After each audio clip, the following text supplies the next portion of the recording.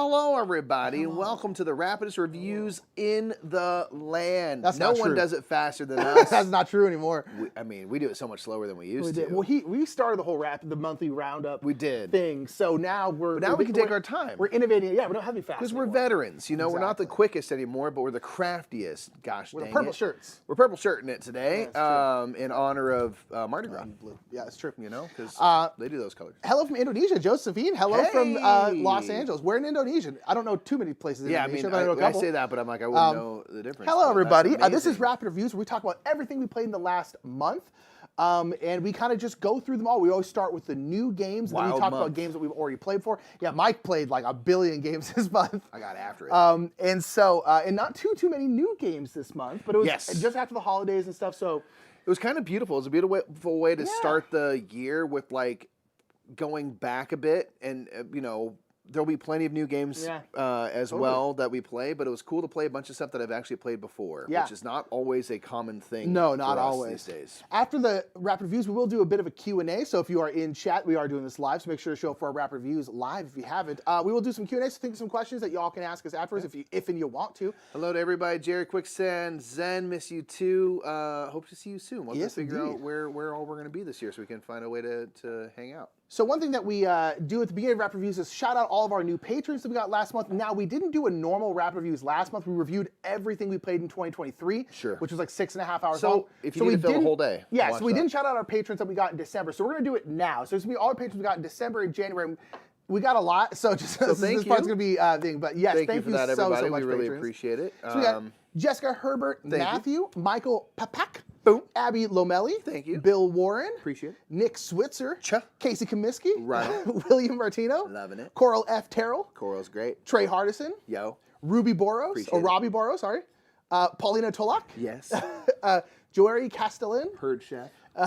Joel Dullard, or I'm sorry, it's probably Joel. I'm thinking Joel Embiid.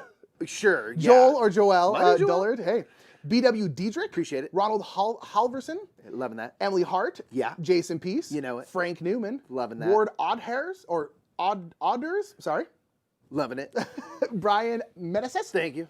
Crafty Cakes. Loving it. Sky Sandoval. Yeah. Christopher Torres. What? Dan Musgrave. Neat.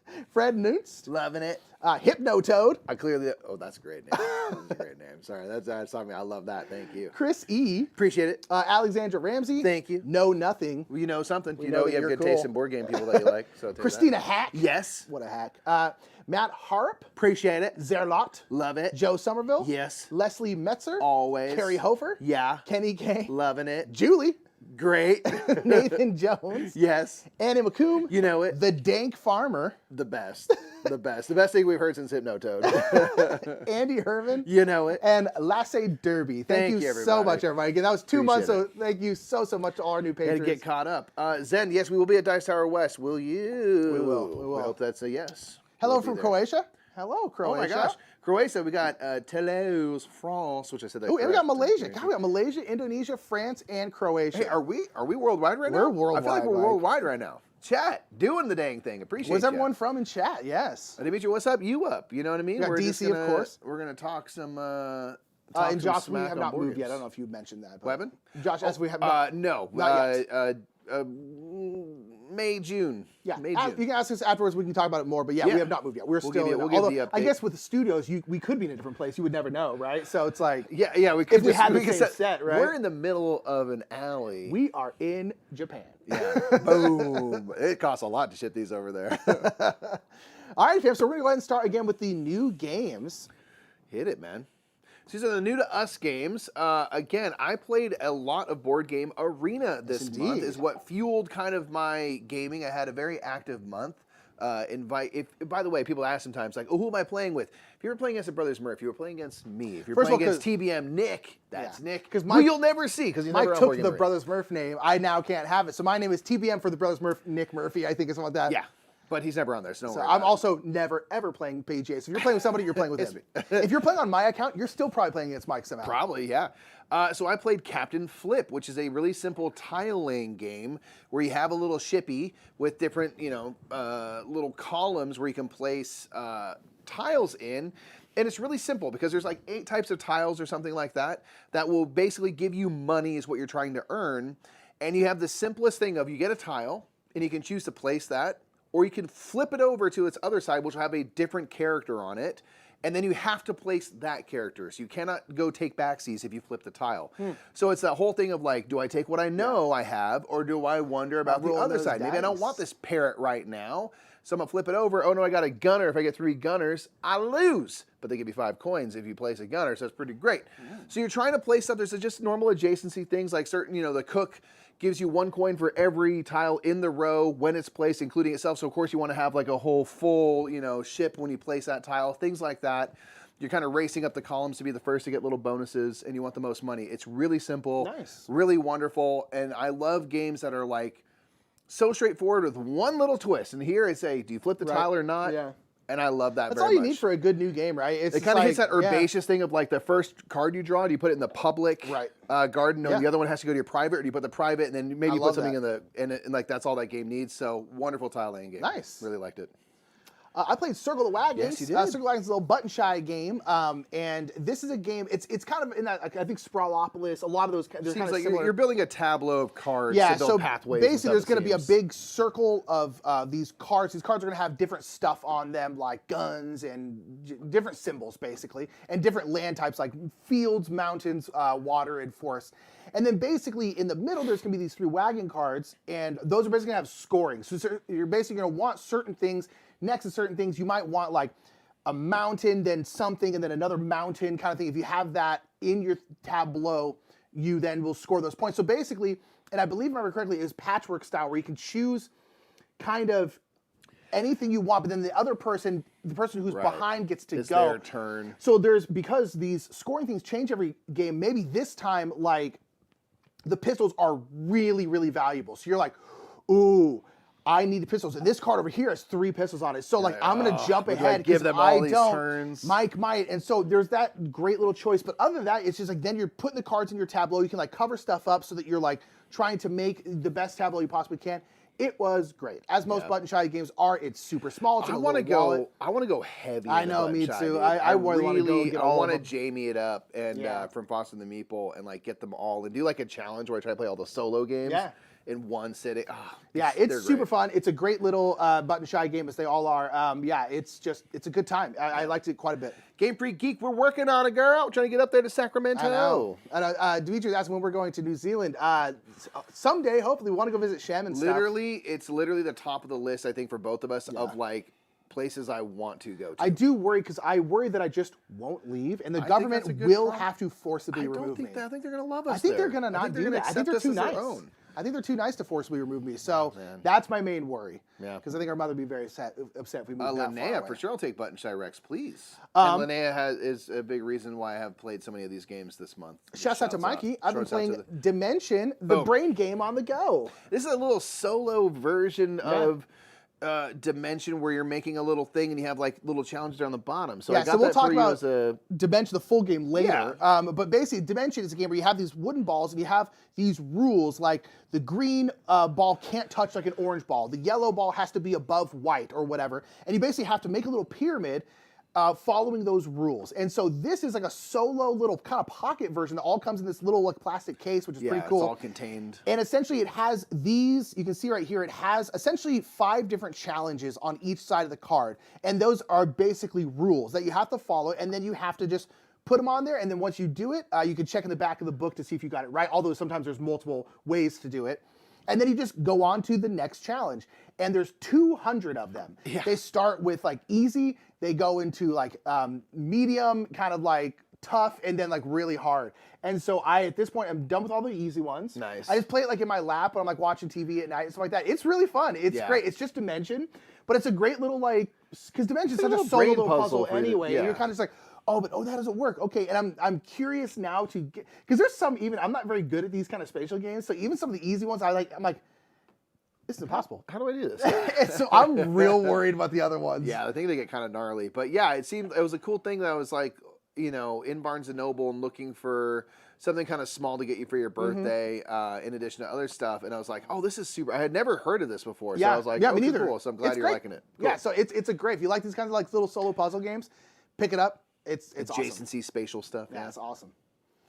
You started playing Island Something Shiny. I played half of it now. I think it's right back there. Yeah, Island Something Shiny, which is a solo. I mean, you could co-op it as well. A little story-driven, 6-chapter kind of family weight campaign story game and stuff where you are Isla and there's something shiny on that Thar mountain, and you get kind of set off on a quest where you're trying to find that shiny thing up in the mountain, and then things happen. And it's actually pretty great. I mean, it really lives up to, I think, its kind of what it's aiming to be, which is like a really family weight, something you can play with your kids. There is kind of like a sad story thing that happens early on, which might be upsetting, just FYI. But, you know, then you get right on into the adventure and all as well. And, yeah, it's fun because you're basically presented with these cards that will maybe give you an option or two, and maybe you can only do one if you have certain resources to spend, and you'll have some sort of goal that you're trying to go through, and you'll go through the whole deck of cards for that particular chapter you're in a couple different times. So you'll see the same things happen because it's sort of like representing you going through multiple days of, you know, this. And but it's like kind of really simple. It's like you're gaining resources, kind of resource management stuff to, you know, go this way or that way. And I think there's some sort of branching things that'll happen or maybe won't happen. So you could probably replay it a couple times. Yeah. But it's ultimately very light and easy. And like one thing I was saying when I first played just the first like intro tutorial chapter, I was saying that, like, you know what, I kind of, this is a time where, like, I wish I wasn't such a gamer sometimes, because I'm thinking about stuff in terms of, like, the resource management aspect of, like, well, if I do this, I get 3 carrots, and so I won't do that because that's just more efficient for, like, resource production and stuff like that. And I'm not like thinking at all about like what's the event that's happening on the card, like where am I in the story. I'm just like, all right, boom, 3 carrots, okay, I'm gonna do this right here, I'm gonna spend those here, I'm gonna get a crate, great. And I'm just doing this stuff and I'm like not invested at all in the story. And then as the story goes, I've kind of gotten more into it, and they actually do things that kind of reward you for paying attention to like the art and stuff that's going on, which I appreciated. So I got more into the story as I went. But this is one time where I was like, man, if I wasn't such a gamer, I wouldn't be thinking on the X's and O's level so much, and I would probably get more out of this experience. So I was trying to challenge myself to do that. Yeah. And like get into the story instead of just like, all right, I'm doing this thing over here, and I guess I'll get card number 5 or whatever. So it was a good reminder to get out. I struggle with that. I don't really like story snobbish games. About. So it's tough. Like it is tough really sometimes. Tough. Yeah. Yeah, but I've enjoyed it and stuff, especially for like a family weight kind of story game. Sweet. You played Far Away? I did. I played this on Board Game Arena. This is one I really want to pick up because it's a wild game. It's a weird one, right? Yeah. Yes. Panasaurus is bringing this over here. This is a simple game where you are drafting 8 cards, I think it is, in the game. And they are going to have, you know, different symbology. They might provide you with certain icons. They'll have a certain color and stuff like that. And a lot of them will basically want you to have certain icons and stuff in your tableau in order for them to score. But the thing that's kind of a trip is you are drafting these cards and putting them down, you know, in a row. Yeah.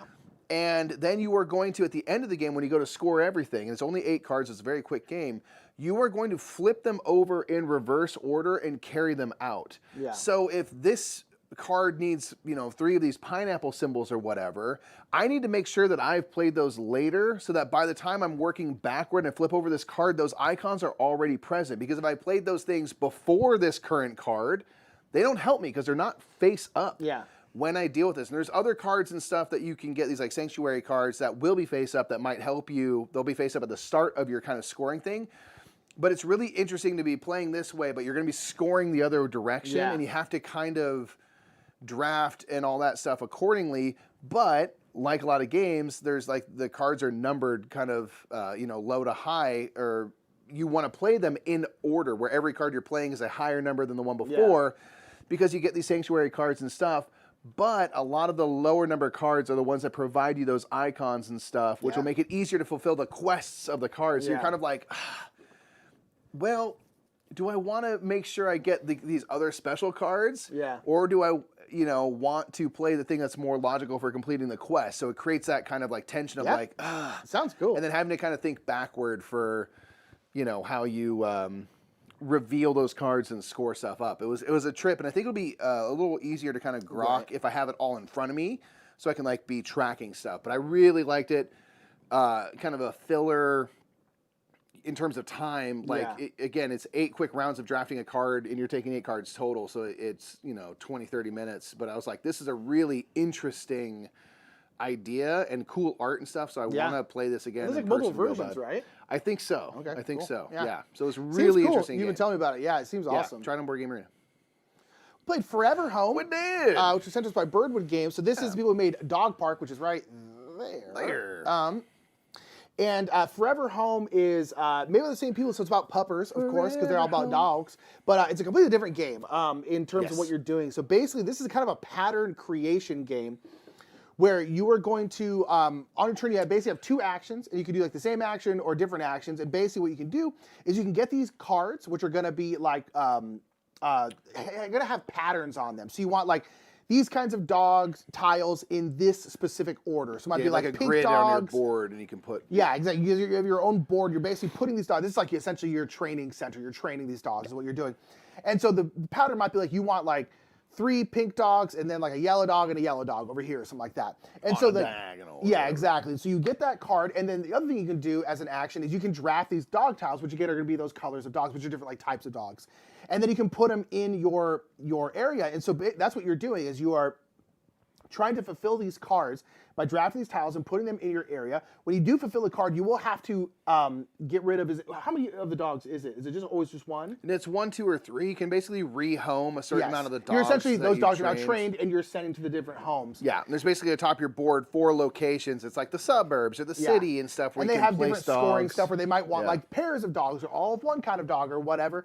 But then you're also taking those dogs when you home them, you're taking them out of your grid. So you're putting together these patterns, but then you're constantly having to kind of break them up as well. It's super, super light. I mean, super light, super quick. But it's really fun. It was just like super simple. It's that perfect like end of the night game, kind of like a Cascadia, where you are thinking because you are having like a little bit of a puzzle. But like super easy, super simple. Looks great. The dogs are super cute. We love dogs.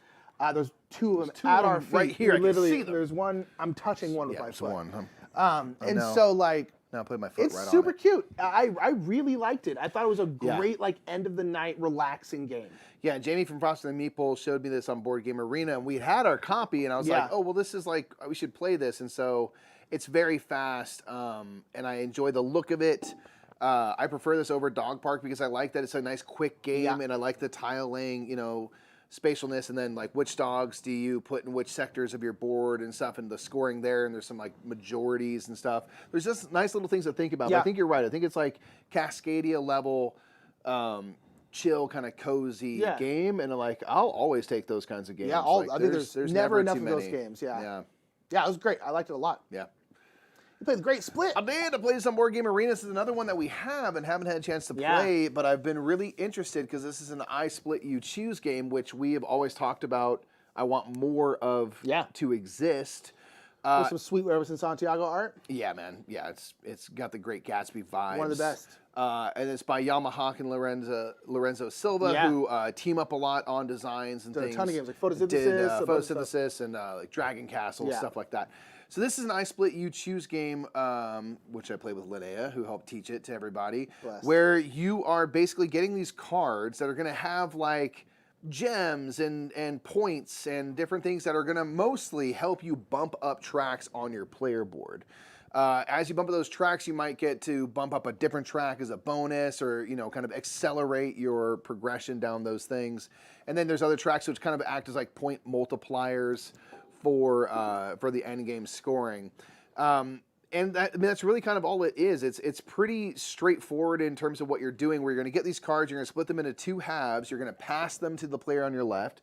That player is going to choose one half of the cards, either the left or the right of your split card, and then whatever they don't choose, you will get, and you're also going to receive a packet from the player to your right, of which you'll choose half, and that becomes the cards that you have, and then ultimately in the next round, split up and send on. So you're kind of like, you can kind of hang on to the same cards, assuming the person that you pass it to does not choose them. When you do it like that, it's kind of a weird, slow way to draft. Yeah, essentially. Right? I mean, instead that's of just really what it picking is. one, choosing a whole hand, it's like you're given 2, you're going to get 1 back, then you got some over here, and then it's like, it's kind of a weird way to draft. Yeah. But it's really cool because it's like it's exactly kind of what it is. It's like a a modified card drafting game, and then you're getting them and you're bumping up these tracks and stuff. And so there's like you're trying to work those tracks to be kind of, you want to focus on a couple of areas and stuff like that for scoring. So it gives you just like a few fun things to think about. And then having that kind of I-split you choose at the center. There's like cool packets that you send your things over and stuff like that. Cool. So, it's bump and track goodness, man. Yeah, I love it. And I'm always I really want to play it. Choose.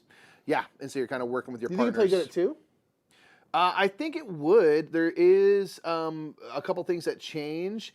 It'd be like, but if you played it even at like 3, it'd be perfectly fine. Yeah, totally. Okay. You know what I mean? And it plays up to like 7, I think, which is cool. I played Imperium Legends. We actually just got Imperium Horizons too, so we might do a playthrough on that one soon. I've been wanting to play Imperium for a while. There's Imperium Legends, Classics, and now Horizons.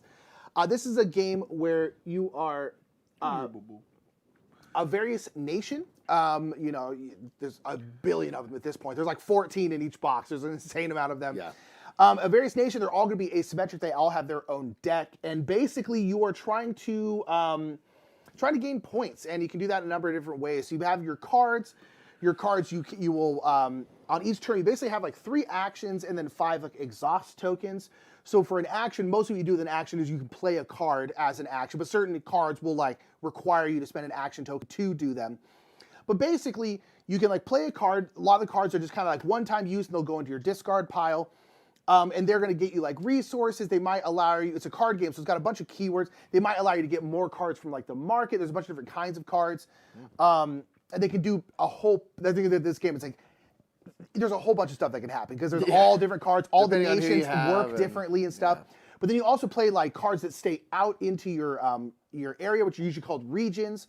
And then those they say exhaust. That's what you put your exhaust tokens on to activate those. You're basically activating cards, trying to get stuff so that you can get new cards and eventually get points. But this game is also about, Pippin is huffing at something. I don't even know. But this game is also about, you're also trying to cycle through your deck kind of as much as possible. Really? Yeah, because it's a deck building game. Because every time you have to shuffle your deck, you have a set of nation cards, which are kind of like bigger, cooler, kind of like the things that really make your nation like different. Whenever you shuffle your deck, you get the top one of those cards, and it goes to your discard pile, and then you shuffle your discard pile and goes through. Then once you've gotten all of those cards, you get your accession card, which is again kind of like a big card. And then once you're done with those, every time you shuffle, you can then get one of your development cards, which you'll have to pay for. But those are going to be like, again, like your nation's really big, strong cards. So it's one of those things where there's one thing you can do in the game is called garrison. It's one of the keywords. And that's where you can like tuck a card underneath usually one of your regions. So you're kind of shedding you cards. Kind of want that because you want to go through your deck a lot relatively quickly. That was the structure of the game. Yeah, it's kind of interesting. And then again, all the nations play very, very differently. There's a whole bunch more. There's all these different kinds of cards that you can get. You get these fame cards, which get you certain points. It's really, really cool. I liked it a lot. And again, this is one of the things where it's like any of the Imperium sets you can play with each other. Apparently, they're also really, really good solo, I've heard. Well, someone's saying in chat, Tyler's saying the campaign in Classics and Legends, and I imagine Horizons has that as well, is phenomenal. Really get to learn each civ during campaign. That's what I've heard, solo it's a David Turtsey game, right? And David Turtsey does really good, very beefy solos, so it makes sense it's a really good solo. I've heard a lot of love for the solo for these games. Yeah, so like I've always wanted to try because it's got like Miko art. It's just a cool concept, and so I did get to try it. And then we also just got sent Imperium Legends by Osprey Games, so thank you Osprey for that. So I'm really excited to play some more because again, there's like 14 factions in each box, and you can just mix and match them. I actually really enjoyed it. Cool. I've always wanted to try these games, so shouts out to Osprey for sending Horizons. Yeah. So I can dip my toe, and you've already done that. Yeah, a little bit. We both played some Acropolis Noa. I guess it's on the list of new because you played it for the first time this month. You played it multiple times. I played it last month as well.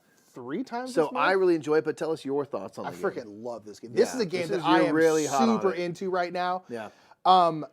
Yeah, it's just interesting. It's not got an appealing cover. I'm not gonna lie, I haven't looked at it too hard because I don't like the cover. But look, you can see the town behind it, so it hints at what's in the box, which is actually much more pretty than this cover. It's a very pretty game, actually. Which is terrible. But this is awful. Kunora, it's not the best. CG is not your best. I'm not gonna lie. So Kunora City of Silver is the city of silver. So everything about this game is about money, which is interesting because you have all of these resources. You have like food, beer, wood, coal, deeds, things like that. All these things, but they all come down to money. So like, if you want to build a building, that building costs like 3 wood.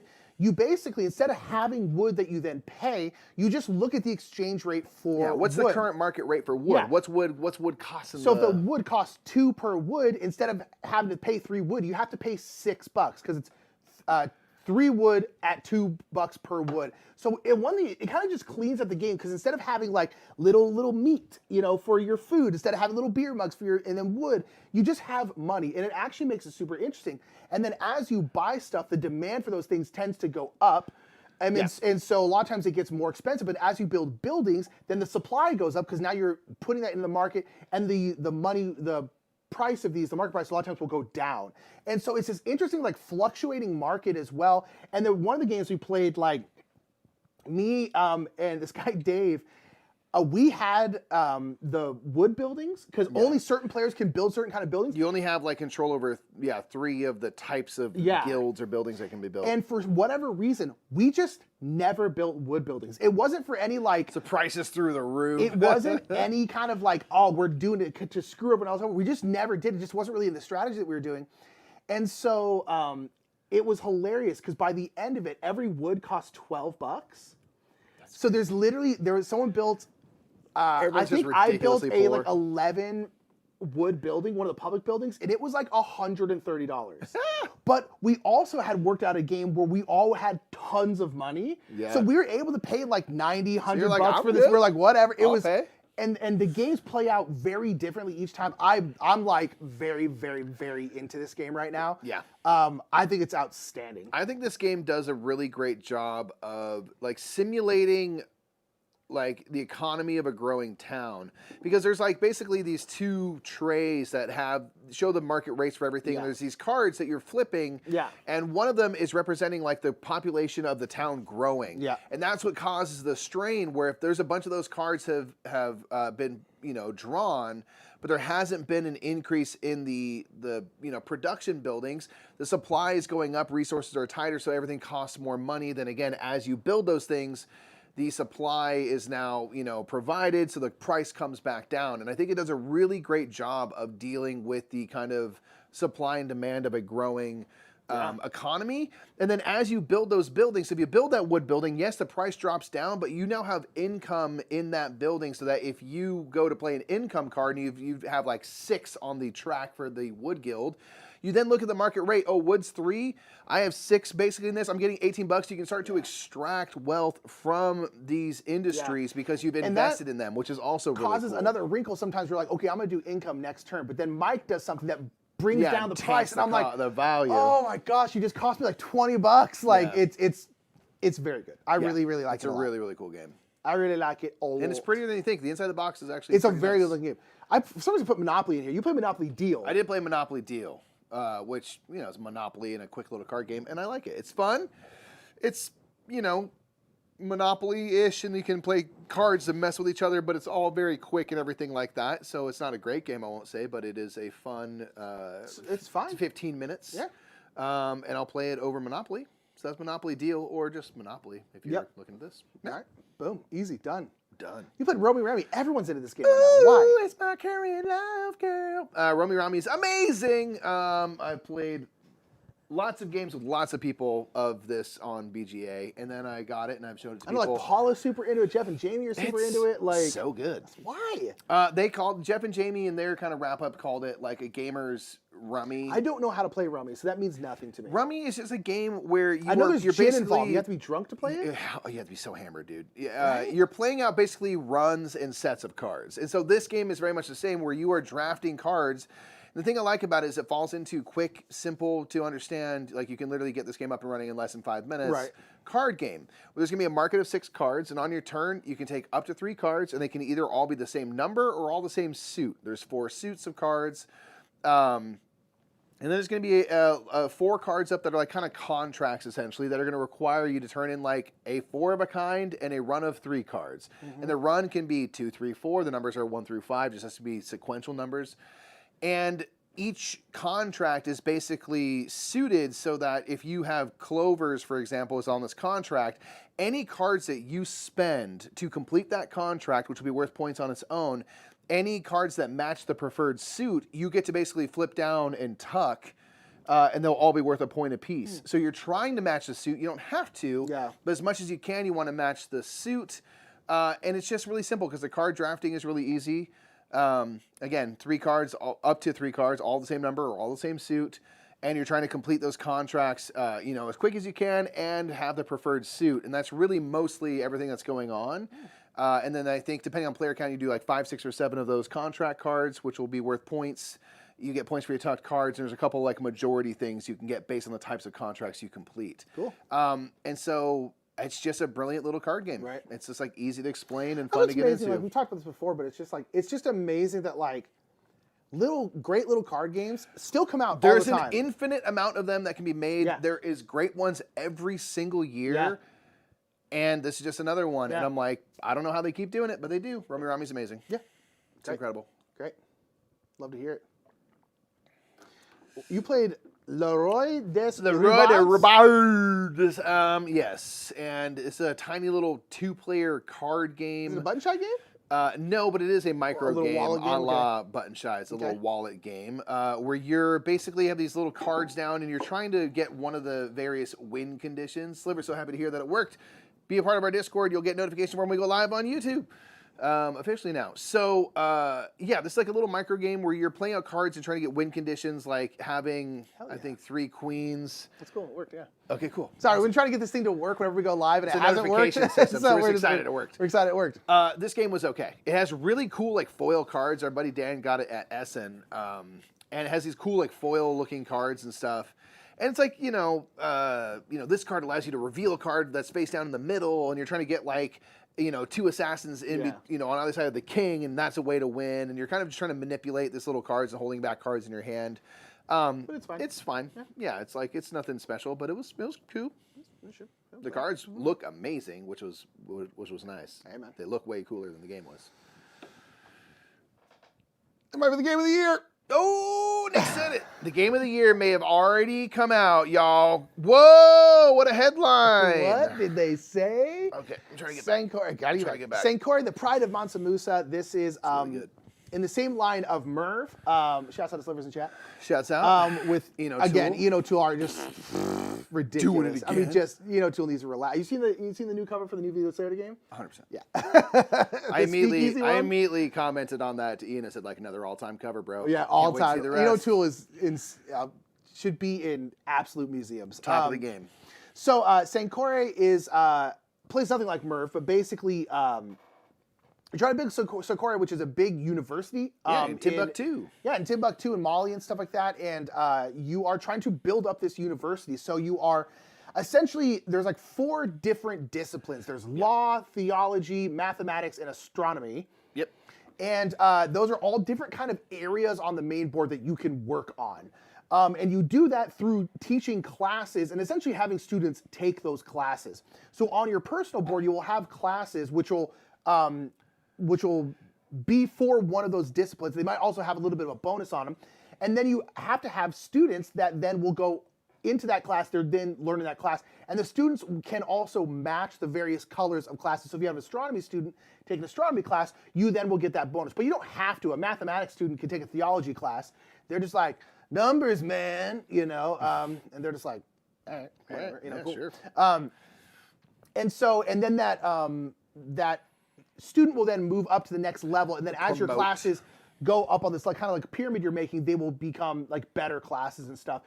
And then it's just kind of like combos where like the different areas kind of do different things. They get you different stuff. It's kind of like that Paladins of West Kingdom thing where it's like this area spends books but gives you this, and you're like, okay. And this area over here takes gold but gives you books. So you're like, oh, I need books to do the theology class. Salt is where you spend theology. Yeah. So you're like, oh, I need salt to go to the theology area. So I need to then go out to the astronomy area, which is you kind of going out across the land because you then can get salt out there. So you're like, okay, so it's like this weird kind of circular way that everything works. Synergies. And kind of like Murph in that way, you really need to focus on like 2 of the disciplines. It'll probably benefit you to do so. Because you can basically power up, and as you kind of reinvest in the same area, what's really cool about the game is that you will be putting these wooden pieces out onto the board, right, on a mechanical level. And then as you go to take that action again, you've uncovered more and more knowledge that you have in a certain area because your students are, the knowledge is getting out there. You're investing in this discipline. And also as you enroll students, you're going to have an increased shared knowledge where anybody who takes this theology action now will have a stronger version of the action because we're all benefiting from these students coming to school. So I really love the thematic tie-in of that, of like the more you invest in it, you're able to take a more powerful version of the action because your students are smarter now. Yeah. I think that's a really cool way to go about, working on now you're getting tier 3 of this action, which is on, again, the mechanical level, what's going on.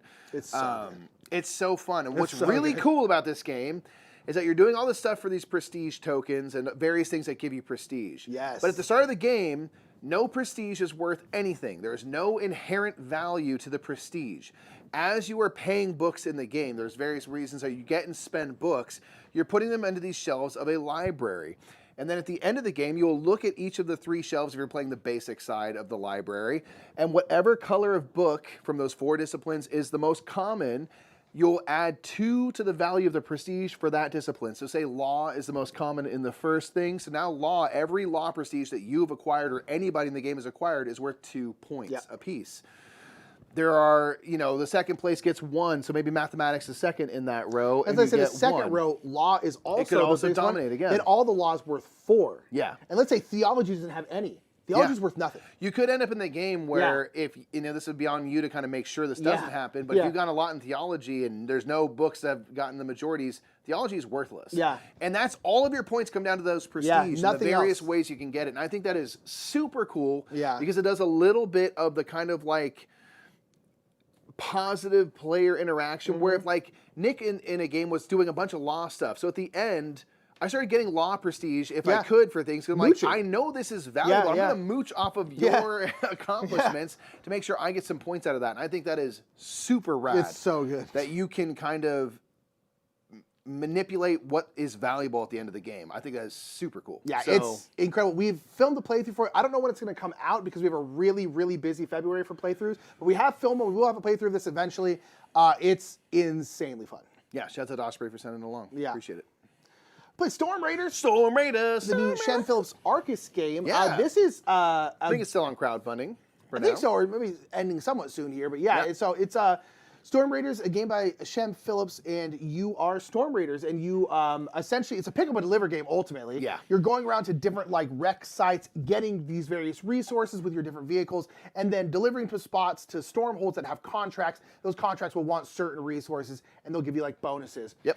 It's a cool game. It's ultimately pretty light though. It's pretty light and pretty fast, like a 2-player game. This is 40 to 45 minutes. Because you're taking 12 turns, right? Not, you're taking 2 not turns per round. I mean, you're drafting by drafting dice. I mean, it's a very quick game. It's a very quick game.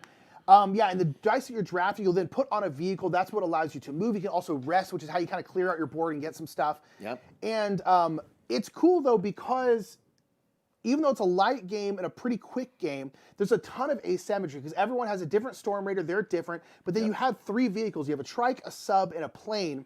And there are 12 of each of them, and they're all different. And so each game you get 2 of each, and then you basically decide which ones you want. And they really do change up the game because you're oh, now this trike that I have kind of breaks this one rule. You're okay. And it's just while the game itself I think is really good, but isn't an all-time game. Especially the problem with Shem, it's everything he makes is so good. Shem has I think legitimately 3 or 4 games in the top 100 of all time. Yeah, so it's if you're going against that, and I think it's really fun. I think it's really, really good, but it's not necessarily on the level of I think some other Shem games. But one thing I really like about it is it's nice to have that much asymmetry in ultimately a pretty light, quick game. Yeah. Yeah, and it's cool because you get these 3 vehicles and your Storm Raider, and I like that you get to choose. Yeah. You get 2 for each of them, so you can really kind of get a custom build for each game from game to game, so it keeps things interesting. There's all these ways you can take damage. So I had a submarine at one point. My submarine couldn't take damage. So I was okay, I'm gonna have that thing go around because I don't have to worry about taking extra goods and stuff like that. And similar to kind of Sankore, you can get mods, medals, and crew. And there are ways to make each of those three things more valuable for you. So if you have a bunch of crew, you can focus on making sure that your crew is worth like 4 points per crew member you have. So there's kind of like ways to mitigate that. So Arcus, what they've done, they also did Dreadful Meadows, I think is a really smart thing, is they're aiming at these kind of like, you know, light to mid-weight games. They're not like gateway games, but they're like on the lighter side, but give you a lot of fun stuff to munch on. And it seems like that's where Arcus is kind of living, and I think it's a really smart move. Well, and like, you know, because we can't have every game. Like, we really love all the super heavy stuff, but it's like you can't live there all the time. No, you can't. And you have to get people to that place, assuming they want to go there. Yeah. And like, I think Arcus is really doing a good job of being a kind of a counter to some of like where Garfield is in terms of the way that they're living. I'm interested in playing this one more, because one thing that happened with like Dreadful Meadows is like the more I played Dreadful Meadows, the more I was like, oh, there's actually more depth here than I thought. Yep. The game on the surface felt very like cool, like, but not anything too crazy. That every time I played, I'm like, oh, there's actually more to think about. Get real more ways to manipulate it. And the subsequent times we played this, every single time I was always like, oh, there's actually more to think about here than I thought. And so I'm guessing that this is probably going to have a similar depth thing where you're like, oh, okay, this is actually a little bit more going on than I kind of thought. And so I think they're doing some like nice sneaky stuff where it's like, I'm going to present something that's very easy to get into. Then if you get into it and play it a bunch, you can really start to get kind of wild with it, which I think is really smart. I mean, that's what Knizia has done his whole life, and it's worked out for him too. So, and hi, Reg. Hi, Bree. Shem continues to roll with it, but it's a cool world. There's like this tornado that's running around and stuff like that. The art and stuff is great. It's a fun one. I liked it. Yep. I played That Time You Killed Me. I played this with our friend Nate. This is an abstract game, which are the games I don't tend to like too much. But this is a game where you are like going back and forth through time, trying to take out your opponents. Yeah, it's a chess-like game with time travel. Yeah, kind of, exactly. Sort of. Where you have like 2 pawns to start with, I think, and there's kind of like 3 time periods. There's the past, the present, and the future. Yes, and you'll always be in one of them. You'll be moving to a new era each turn. Yeah, you don't have to move new era each turn. You can move. No, you can move within the era. You can move eras, but the cool thing is, it's like, so if you move to an area, so then you basically can like kind of have a bunch of your people in one area, because what you're trying to do is you're trying to take out the other person, and you can do that by like pushing them into a wall. If you push them into a wall, they die. And so you're basically trying to corner them, make it so they can't leave, but then you can also like jump back and forth through time.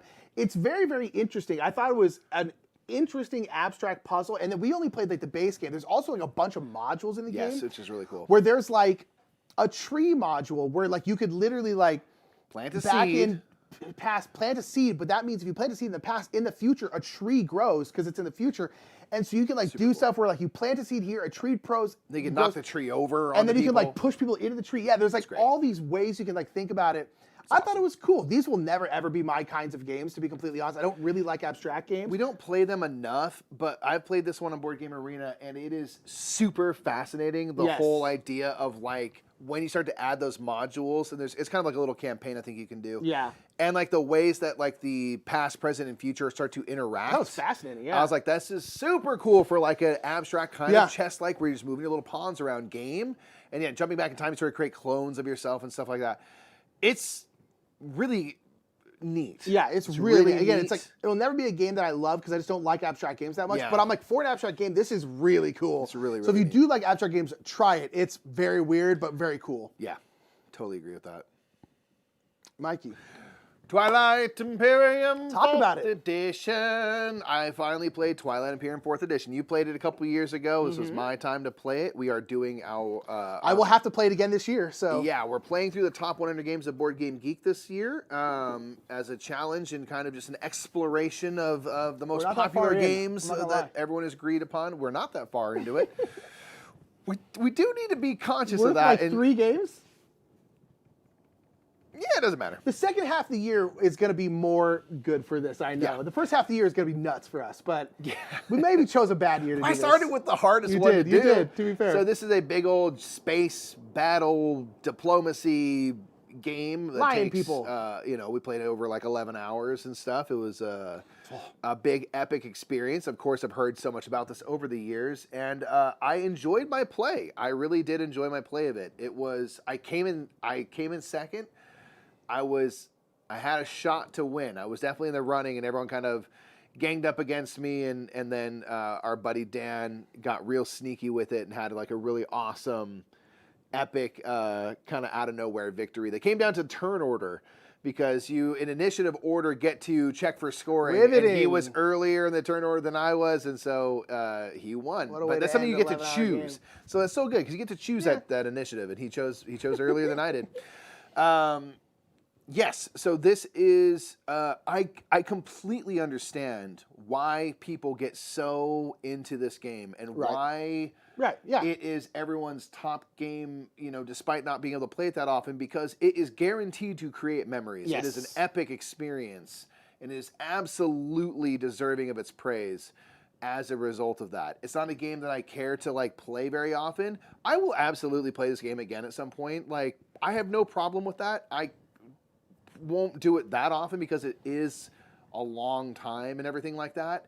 But man, just big ups to Twilight Imperium. Yeah. I completely understand why for so many people they're like, there's not a game that can create the memories and moments that this game can.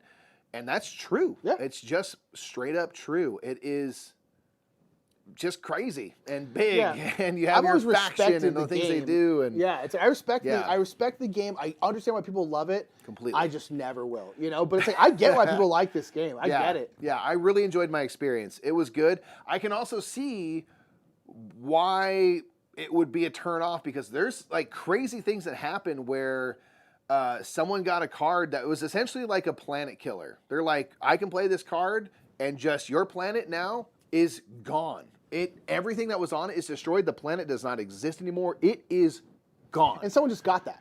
Yeah. And the cool thing is what it creates is basically they have a big stick they're walking around with, and they could extort you with it and say don't you want to give me this stuff and get out of my way and give me your loyalty card, so now I have a point and things like that, or do you want me to blow up where you have all of your stuff stored? Do it. And if we'd gotten 10 hours in and someone just been destroyed, I'd be real mad because I'm well, that was a lot of hours for nothing. Yeah. So those things exist in the game where it's just oh, you can just get wrecked. But like you said, it creates memories. It creates memories, and man. Sure, in the moment you're pissed off, but you'll look back at that a couple years later and be man, that was crazy. That sucked, but God, it's it creates memories. But that's something to note. It's just oh, you might get 8-9 hours in, and then everything you've worked toward just goes up in flames. That's what happened to Chris, right? Yeah. Our buddy had been working toward. He went for Mechatol Rex, which is the center, the capital in the middle, and went in with an overwhelming fleet. And because of dice rolls, and dice still are trash and deserve to die in a fire, he rolled terrible. The person in Mechatol Rex rolled amazing, and despite having this overwhelming fleet, the person in Mechatol Rex won. They said bye, and Chris was like, well, that was everything I had. Yeah. So that sucks. But it's a memory. So it's a swingy memory inducing goodness. Yeah, indeed. Raylo Joss, I might want to play it at Dice Star West. I'm probably going to have to play it at a convention, so let's talk. I'm not going to say yes, but maybe. Mark, Dennis, stick around. I'm going to answer your question in full about why does it seem like most of the top 100 games are 2+ hour games. I will answer that. We will answer that after we get through these. I'm curious. I don't have a specific answer. Do I have a specific Because answer? the type of person who's on Board Game Geek okay, I see what you're saying, is not an average gamer. Yeah, that's true. It's true. In short, I'll say that. Yeah. The people that are on Board Game Geek rating stuff and talking about things are not average board gamers in the slightest. No. And so it skews. How about this game? I played The Veil of Eternity, which was on the hotness last year. It's on Board Game Arena now. This is a sort of, there's kind of a lot of games right now that are in these sort of Pokemon-ish vibe where there's creatures both that in are video and in board games. Our World might be getting sued soon. Yeah, which I don't know. I mean, I don't know. I don't know anything about Our World to know, but I'm just all right, well, yeah. I've watched Let's Game It Out play it. That's all I've seen. So, Veil of Eternity is there's these magical creatures and stuff, and you can, I think it's a race 40 or 60 points you're trying to get to, and you can basically tame and summon these dragons or sell them off for money to be able to pay to play other cards. And the cards are kind of suited and have different things they do, and some of them have when played abilities, some of them have end of round abilities or ongoing perpetual abilities and stuff. And it's really cool. So you're kind of building out this tableau of cards with each round. It kind of increases the amount of cards you can have in your tableau. So in the first round, you can only ever have one card. But after this, in the second round, you can have up to 2 cards and up to 3 cards and stuff as the game goes. And you're trying to build a points engine to kind of reach the end game points threshold first. One thing that's really interesting about this game is you have 4 slots for money. There's money in values of 1, 3, and 6. And if you sell off certain types of cards, you might get like a 6 token, which is good because you have 4 slots for tokens. So if you have 4 ones, you have $4. But you can't then get a bunch of things and amass stuff. So what you do is if you get more tokens, you have to get rid of things. You can only hold 4. And there's no change for things and like that. So it's just kind of like an interesting like consideration of like, I can only hold 4 things, and like this card over here, if I have a 6 in my supply, I get like 3 points into the round. So I want to make sure I can hang on to that, but I only have so much slots for other money, and like how do I make this all work? And it's just a lot of like conditional stuff. Like when played, this red one, for every other red card you have, get 2 points. You want to have a bunch of red things when you play that card. And what do you play? What do you sell off for money? What do you hold in your hand for a while? And then you can take things out of your tableau as well. I actually really enjoyed the puzzle of it. I was not very good at it, but I was like, oh, this is really interesting. Like the way, and then you're kind of snake drafting the cards that are out each round. So if I'm the first player, I get to put my little marker on my first little beastie, and then I'll have the last pick as well. So then if, snake drafts around in terms of like which cards you can get access to each round. So it was cool. It was definitely a cool tableau builder with neat art. So yeah, I liked it. Check it out on Board Game Geek. Yeah, I enjoyed it. All right, so that was all the new games. That's all the new games. Actually, didn't have that many new games. Usually we have more, but a whole bunch of older games now. So we'll kind of go through. You might play 57 games this month. And only 12 were new, which is, I don't think has ever happened. I played like 4 or 5 new games. So yeah, it was a bizarro month. Boom. But so now we'll go through the older games much quicker here because we've talked about them before. Am I talking about Abyss? Abyss is fantastic. I haven't played Abyss isn't it though? Yeah. I haven't played Abyss. We should play it soon. I haven't played Abyss in a long time. I think it's more fun at like 3 or 4 players. For sure. But man, it's so good. It's so good. So played this with Linnea and Jeff from Foster and the Meeple. And Murph. I haven't played Abyss in so long Yeah. where I was kind of like, how do I play this game again? But it's a super simple game where you can do like 1 of 3 things on a turn. You can like basically flip over these cards, which give you, there's like 5 suits of cards, like, types of sea creature, merfolk or whatever. But when you flip over a card, they're valued 1 through 5. 5 is obviously kind of the most valuable, but everyone else has a chance to buy that card first by paying you pearls. So there's this kind of like semi-closed economy of pearls where if I flip over a 5 for the crabs and Linnea hasn't bought something for me yet this turn, Linnea can pay a pearl to me and then take that card and have to flip over next thing. And then if Jeff still hasn't bought something, he can pay 2 pearls to buy something off of me. It's a really interesting draft system. Yeah. And then if everyone has bought or everyone passes, then I could also choose to take that card or reveal a next card. And start the cycle. And you're doing that. Cards that don't get essentially selected from that go into these piles. And then as an alternate thing on turn, you can just pick up a whole pile of those cards, which might be like the lower value things. You get a whole bunch of them. And then you can turn in those cards to essentially like incur the influence of these lords and bring them into your tableau. And some of them are like ongoing ability ones. The green ones are like one-time abilities. The crab folk are like kind of aggressive and mess with your opponent's stuff and things like that. And you can turn in those cards to kind of play those out to get your main hit of points. There's these keys you can get to get these locations, which are going to be special abilities and end game points and stuff. But it's a super simple kind of like card drafting not light, game. But yeah, it's like... It's fairly light, Bruna Catala, but like I haven't played it in so long. And I was like, man, this game is so good. Yeah. It is legitimately dope. And I'm happy to have played it again. Yeah, this is great. Yeah. Love it. And Linnea did win. I was looking good for a while, and then Linnea went, boop, shot to the top, and I was like, how did you get like 80 more points? And I lost. You played Acropolis, right? I did, so good. I sold this on Board Game Arena. Acropolis is such a good tile laying game. Yeah. I need to play it again. We only played it like that once when we first got it. Yeah, kind of... a la a Cascadia and number 9, where you can stack up in certain colors. The blues all want to be in one big group. The purples want to be surrounded. The reds want to not be surrounded. Yellow doesn't want to be next to yellow. And then as you build up on levels, if you have a yellow thing on the second level, it's worth 2 for its scoring thing. But then there's also points multipliers, which...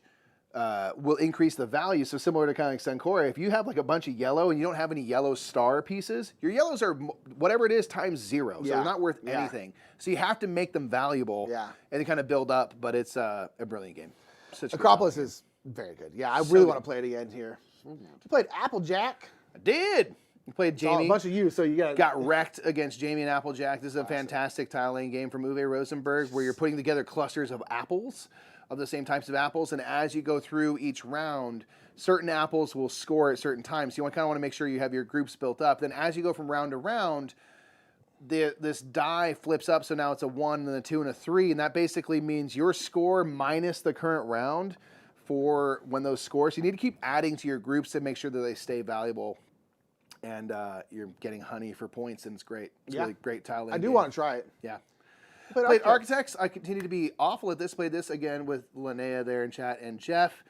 I feel like I had a good game, and then my score did not reflect that. I feel like that happens a lot when I play Architects. I'm so bad at it, and I'm like, what am I doing wrong? Oh, dude, you gotta get good. I'm so awful at it, but I felt like I played a good game, and I enjoyed what I did, but it did not lead to points at all. I hate to see it. So bad at it, dude. Yeah. Good game, though. It's a great game. Played Arn NOA. Played Arn NOA with the Marine World expansion. You can see the playthrough for that. Arn NOA continues to be just one of my favorite games. I freaking love it. We're going to be doing our top 100 here soon, and I'm very curious where Arn NOA is going to end up. It might be my top 10. I really like it. And especially with the addition of the Marine World expansion, which mostly the best part of it is it adds your kind of action cards that everyone has. You essentially get to draft out 2 of them that are special. So you'll have like a special animal card or a special cards card or whatever. And those are super cool because it just makes you different. The new kind of animal cards, the water cards are cool. The game that we did a playthrough for, I happened to get a bunch of reef cards. Or I got like 3. Yeah. But it was like, oh, this is actually really, really cool. I love that things can re-trigger. And it's just Arn NOA. Arn NOA is great, but I do love the new cards. Those to me are like, I'm always going to play with those. I think Arn NOA is, it's so good. Yeah, watch our playthrough of it. We didn't make any mistakes at all, so don't worry about that or worry about commenting on that. We didn't make any mistakes. Boom. If you think we did, then you're the one who's actually wrong. Boom. Weirdly. Get wrecked. Weirdly. You played the Perugians. Oh, it's so good. What match you play? We played America. We played the USA map, which I hadn't played before. We did not win. We got to the last turn, and it was like we were so close. And we just could not win the fights because we had no resources. This is a game where you're recovering art pieces we covered for the op last year. And you are running around to different spaces. And it's a really tricky resource management puzzle because you have basically fuel, guns, and walkie-talkies. And you're going to play out these mission cards that are going to usually make you spend some amount of your resources. You're going to increase the kind of danger out on the map, and then you're going to gain a blend of resources and things like that. So it's about like, we have a bunch of fuel right now, so let's try to play a mission card that spends fuel. But then fuel is also how you move around the map, so you can't like drain yourself completely. But then there's that delicious thing of like, you can always spend your life force, to cover any and all resource costs that you want. You're like, I'll do that. And then if you die, you lose. And you're like, oh, I died. I shouldn't have done that. That was dumb. It's super fun. It's really fun. We got dice screw at the end. Yeah, Atlas was playing it. We got close, but we just, it didn't happen. We got dice hose. Yeah, I think it's super good. I love this game. It is a fantastic game. I think it's really cool. The USA map was like weirdly difficult. Well, so was like the Egypt map was hard. Well, that was tricky. The maps make the game very different. It's very, very cool. I think this game is outstanding. And it's got pandemic vibes in terms of like you're managing crises that are happening by playing these things. Like certain cities get more dangerous, you have to go kind of address that. So it's that kind of crisis management co-op game, which is cool. You played more Botanique, which is still one of the weirdest covers. It is weird. I played with Linnea. This is a tile laying game where you are trying to create pathways of connected pipes. And ultimately want to have flowers along your pipes. And but there's this thing where you can basically put a tile on your side of, there's like a little center row of tiles. And you can put it on your side of the table, and you can put it onto anything that matches the color or the shape, like the pipe shape of the center tile alongside it. And then if you ever put a tile in the center row that breaks that up, so now it doesn't match color, it doesn't match pipe, you get to then claim that tile. Yeah. So it's kind of this weird like two-step drafting of tiles to be able to then place it into your tableau, and you're just trying to build this network of pipes and stuff. It's a weird little game, little two-player game. I want to pick it up. Yeah. Because I like it. Yeah. And it's it very seems weird. good. Seems really good. Yeah. I've been playing some Burn Cycle. Ooh, look at you. Yeah, it's been a little while. It's been a number of months. I try to play it like at least once every like 3 or 4 months, just so I keep some of the rules in my head. Didn't really work. I basically had to reread the rulebook this time around. There's a lot to it, man. It's a lot. It's a huge game. I continue to absolutely adore this game, particularly solo. It's just fun. Nick has not invited me to play. I have not. I'm good anyway. That's fine. You can play it. Yeah, Burn Cycle is a game where you have some kind of mission and you are robots, but you're like kind of like the help kind of robots. Yeah, you're not like service robots. Yeah, you're like cleaners or you know, security or whatever. You're not big badass robots who are coming and guns a place and you are trying to overthrow your human oppressors because humans suck. And so weird. And so it's a heist game ultimately. So you're in a corporation, you have to do some kind of mission, you have to get into this certain room to like tap into this kind of thing. But like all the robots work differently. You always have each game, you always have what's called a command module, which is kind of a robot that everyone controls because it's a co-op game. So in a one-player game, you have your own robot, but you still have the command module. So it's kind of like you're playing two robots. Yeah. Because a lot of like solo games, kind of, especially chip theory games, be this way. So you kind of want to play two-handed. And this one you kind of don't have to. But I don't know. There's something about this game. I just really, really, really enjoy it. I just kind of randomly choose a robot that I haven't chosen before, that I haven't played, because there's like 10 of them. Yeah. And the one I'm playing right now is super weird and interesting. And I'm like, oh, this is so cool that like this robot, she can do this. Okay, that's cool. I don't know. I freaking love Burn Cycle. It continues to be one of my favorite solo games. It's humongous, and there's so many rules and so many Googles of like, oh yeah, what do you do in this situation? Because there's so many edge cases. The good thing is that everyone else has already asked that question, so you can find the answer pretty easily. Pretty much every scenario has multiple answers to it. So I don't know. I still really like it. It's still on my table because I'm halfway through a scenario right now. Nice. It's so good. That's awesome. It's so good. Calico. I played Calico. I actually played the new upcoming app, the Cats and Quilts of Calico, which is a app version of Calico. And I haven't played Calico in a minute. I like it a lot, man. It is a good game. It's, more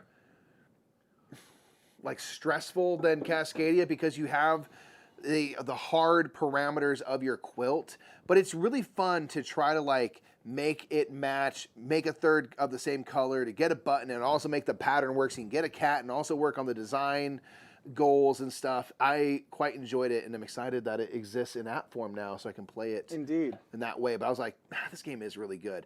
We haven't played it much because we have Verdant and Calico and countless other tile-laying games, but I'm like, that doesn't mean this game is any less good. Yeah. It's really great still. Yeah, it's still really great. Yeah. 1 second, y'all.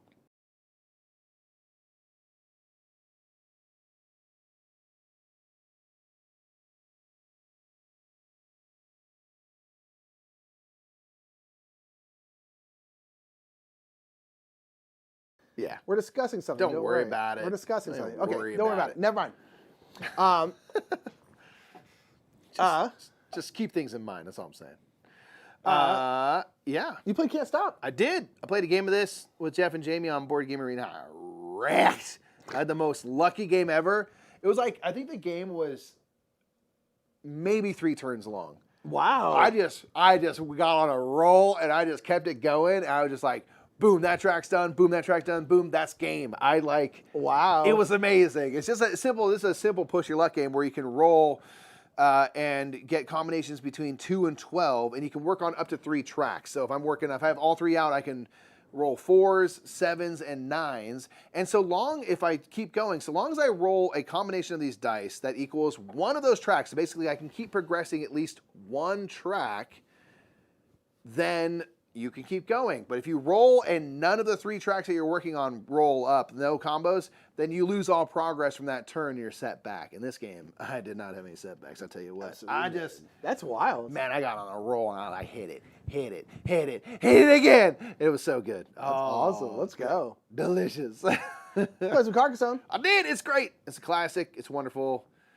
I did not win, but it's such a good game. Boom. It's on Board Game Arena. Boom. That's what I've been playing.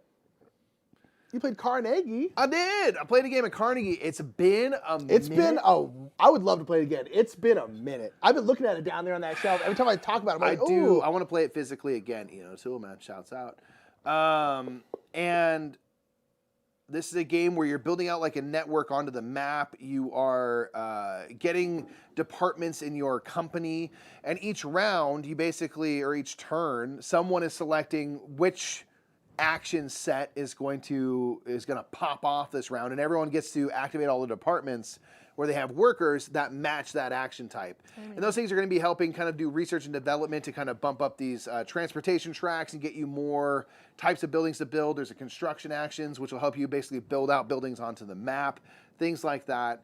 And you're making charitable donations to open up access to endgame scoring and to try to, balance out the sins that Carnegie did in life, with charitable giving, which they did do, which is nice. It's nice. All that money, might as well give some of it away. It's nice to give some of it away while you're doing shady stuff as well. But it's a really cool game. And I like that there's 20 turns in the game, but you're doing stuff on every turn, whether it's your turn or another player's.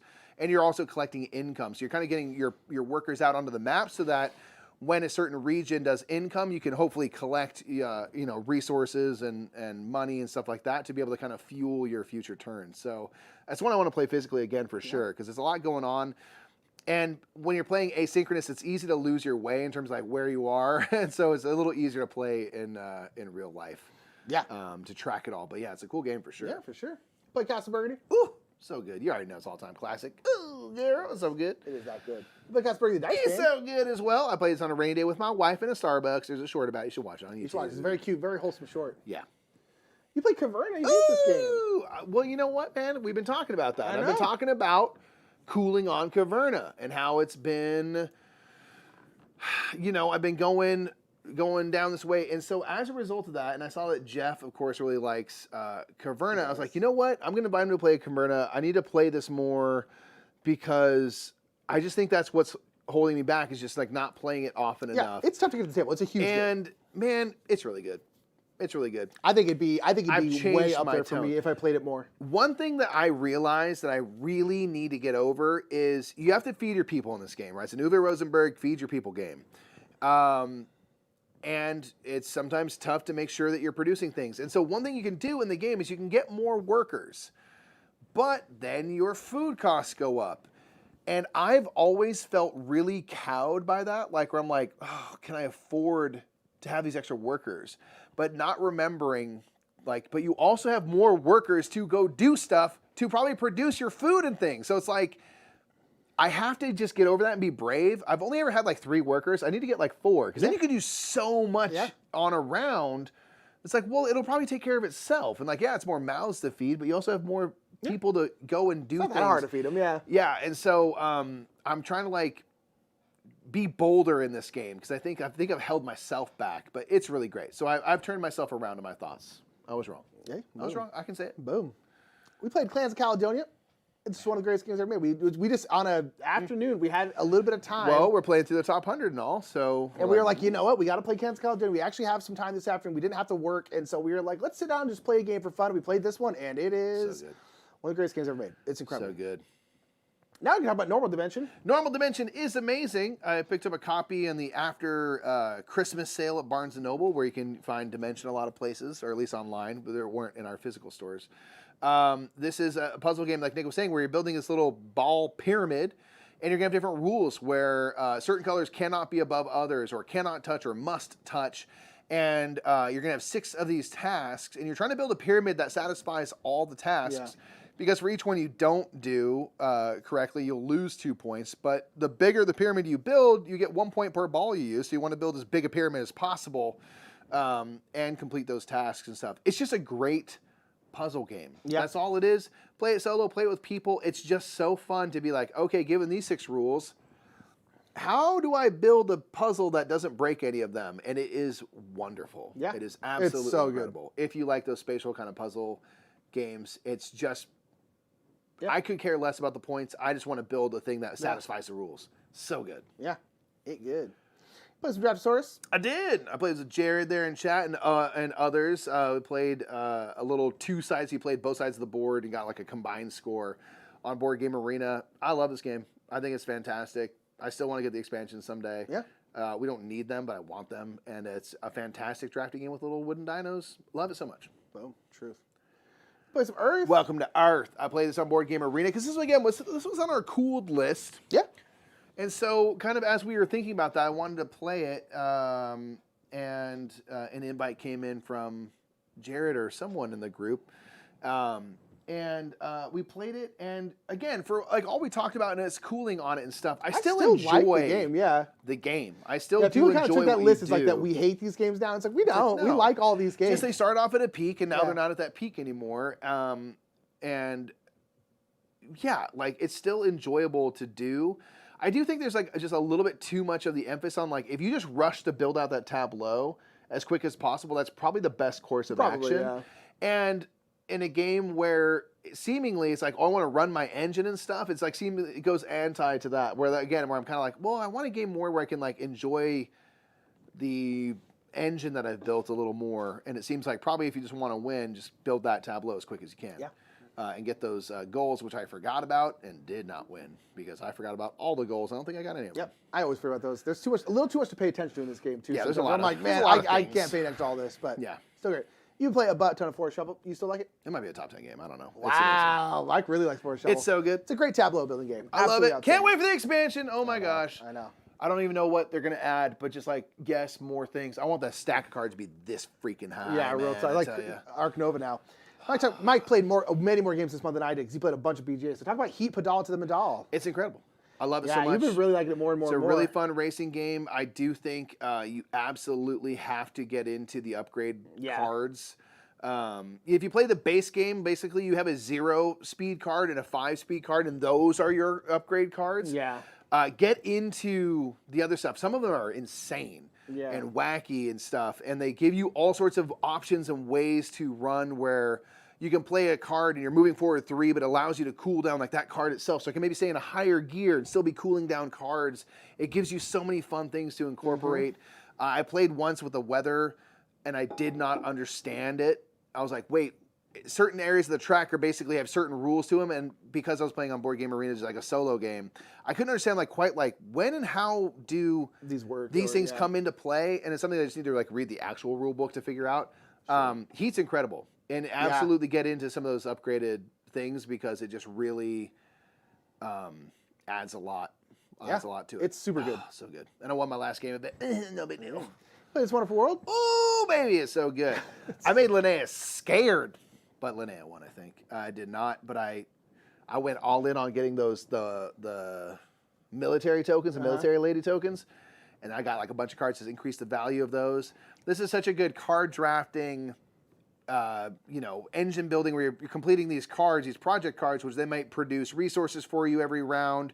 But you only have 4 rounds, so it's a super quick game. You're trying to like draft these cards, and it really comes down to like you're going to build maybe a third of the cards that you draft, but you can recycle them to get resources, and that's super important. Like figuring out like what am I going to take to construct, what am I going to take to simply get for the resource, and finding that balance point to maximize the very short amount of time you have. It's so good. Yeah, such a good game. Hey.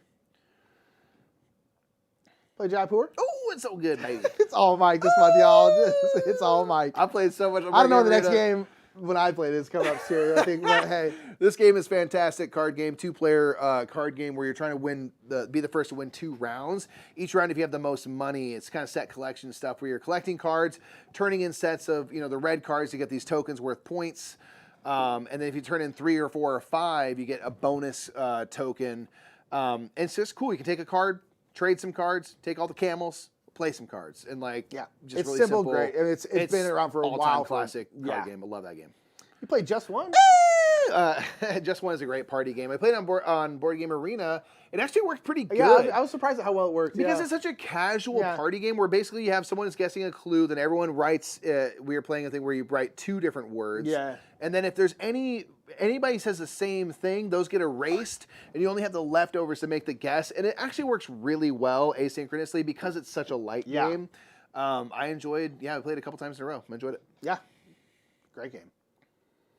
Played King Domino. I did.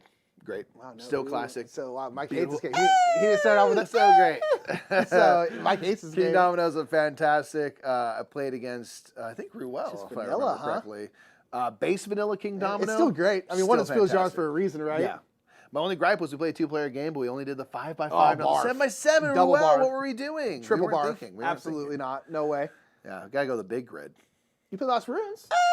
You know it's good, baby. I've almost soloed this about 50 times recently. We need to go back to the campaign. I know. We got to do that. We're bad people. We're failing. Yeah. You already know we love this one. It's amazing. It's so good. I want to play the new expansion more because it's 1 or 2 player campaign. Come on now. Yeah, I know. Really though. We'll get to it.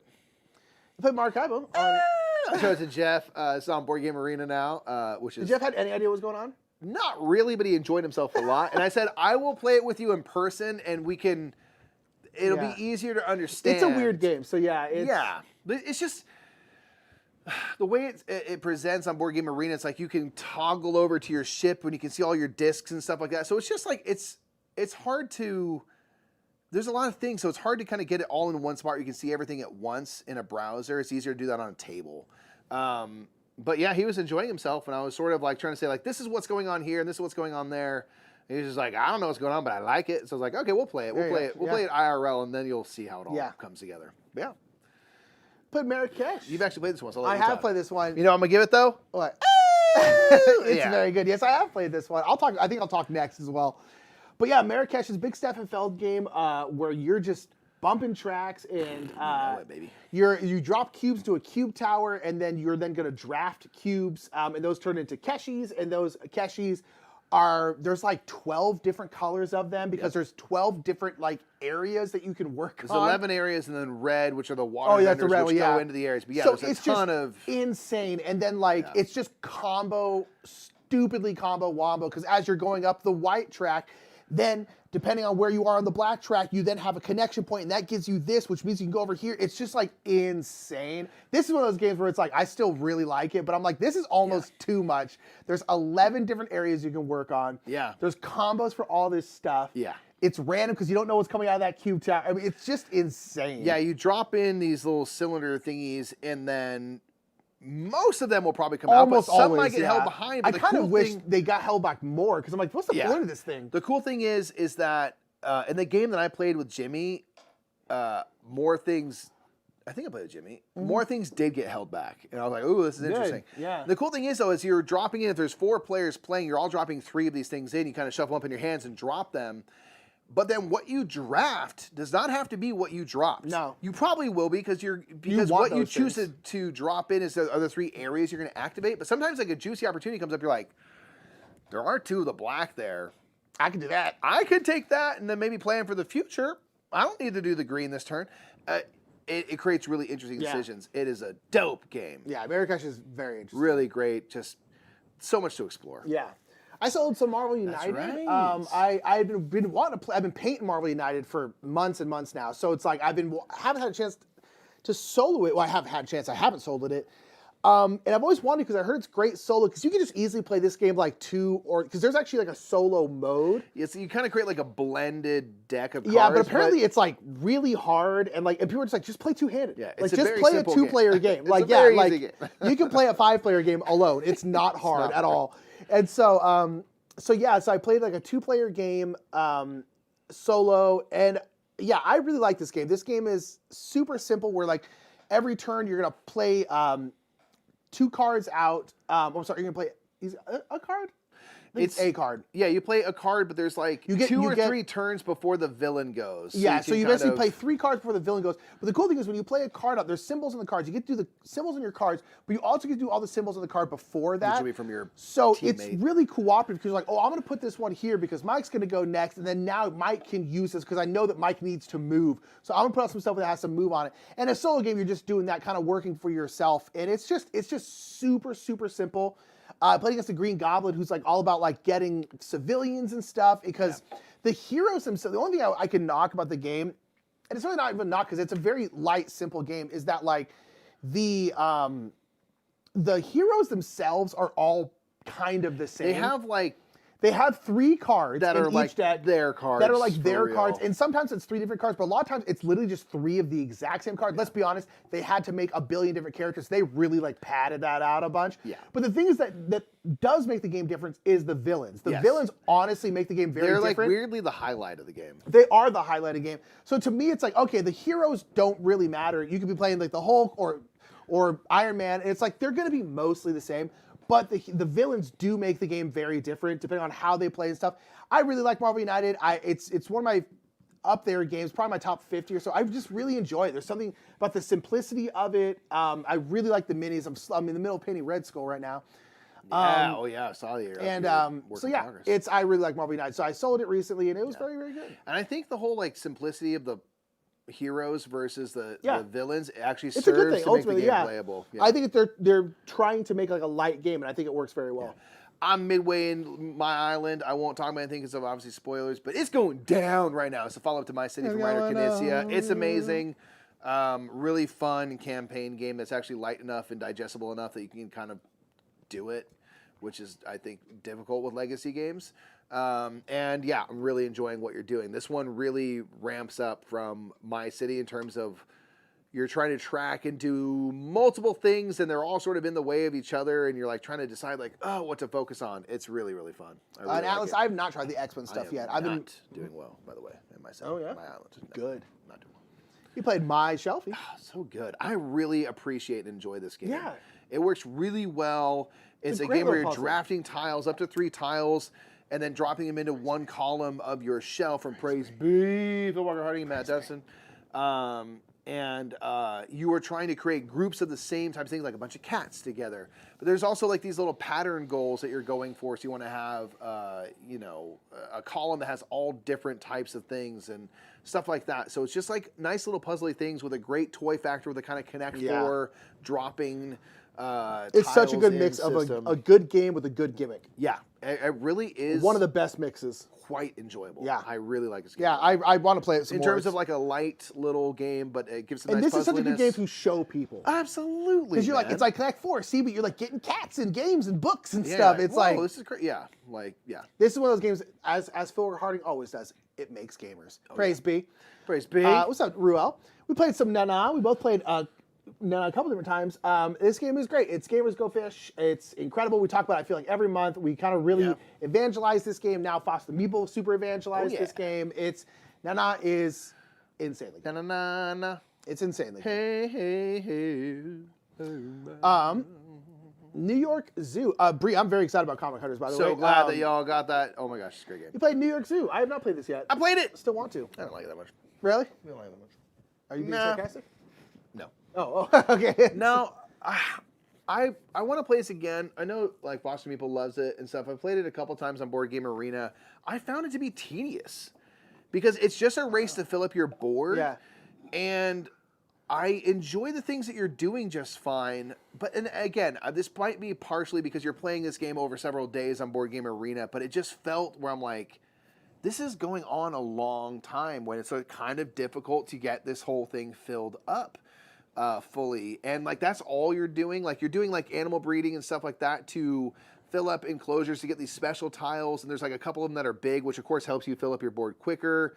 And they're kind of a little more standard shaped because the polyominoes you're getting are all unique and weird and stuff like that. But yeah, I was just like, I don't need, like, I already thought like, I don't need to buy this game. And now I'm like, I definitely don't need to own this game. That's good to know. It was fine, but I just felt like, okay, like let's get to the end now. Let's get to the end now. Interesting. Because there's not a ton of different stuff going on. So yeah, it was not my favorite.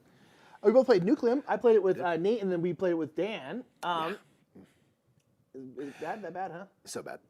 It's so good. I haven't played it since last summer. Since we recorded it. You've had a chance to play it a few more times since because of the way it goes. And I was just like, man, I really want to play this again. And it's really good. It's really, really fun. We'll be covering the Australia expansion coming in the next March, I believe. Yeah, March, I think. Hopefully. Which I'm really excited for because I think this is a game where you can definitely go power grid, which we're talking about, where it's like you sort of have new maps. And I hope that they kind of keep doing that, where it's like, oh, this map gives you this thing. Like there's already with Australia, like shipping lanes and ports, and I'm like, well, that's different. So yeah, it's just good. Really excited to see what they keep doing. It's just cool. Like the action selection system's like really, really cool.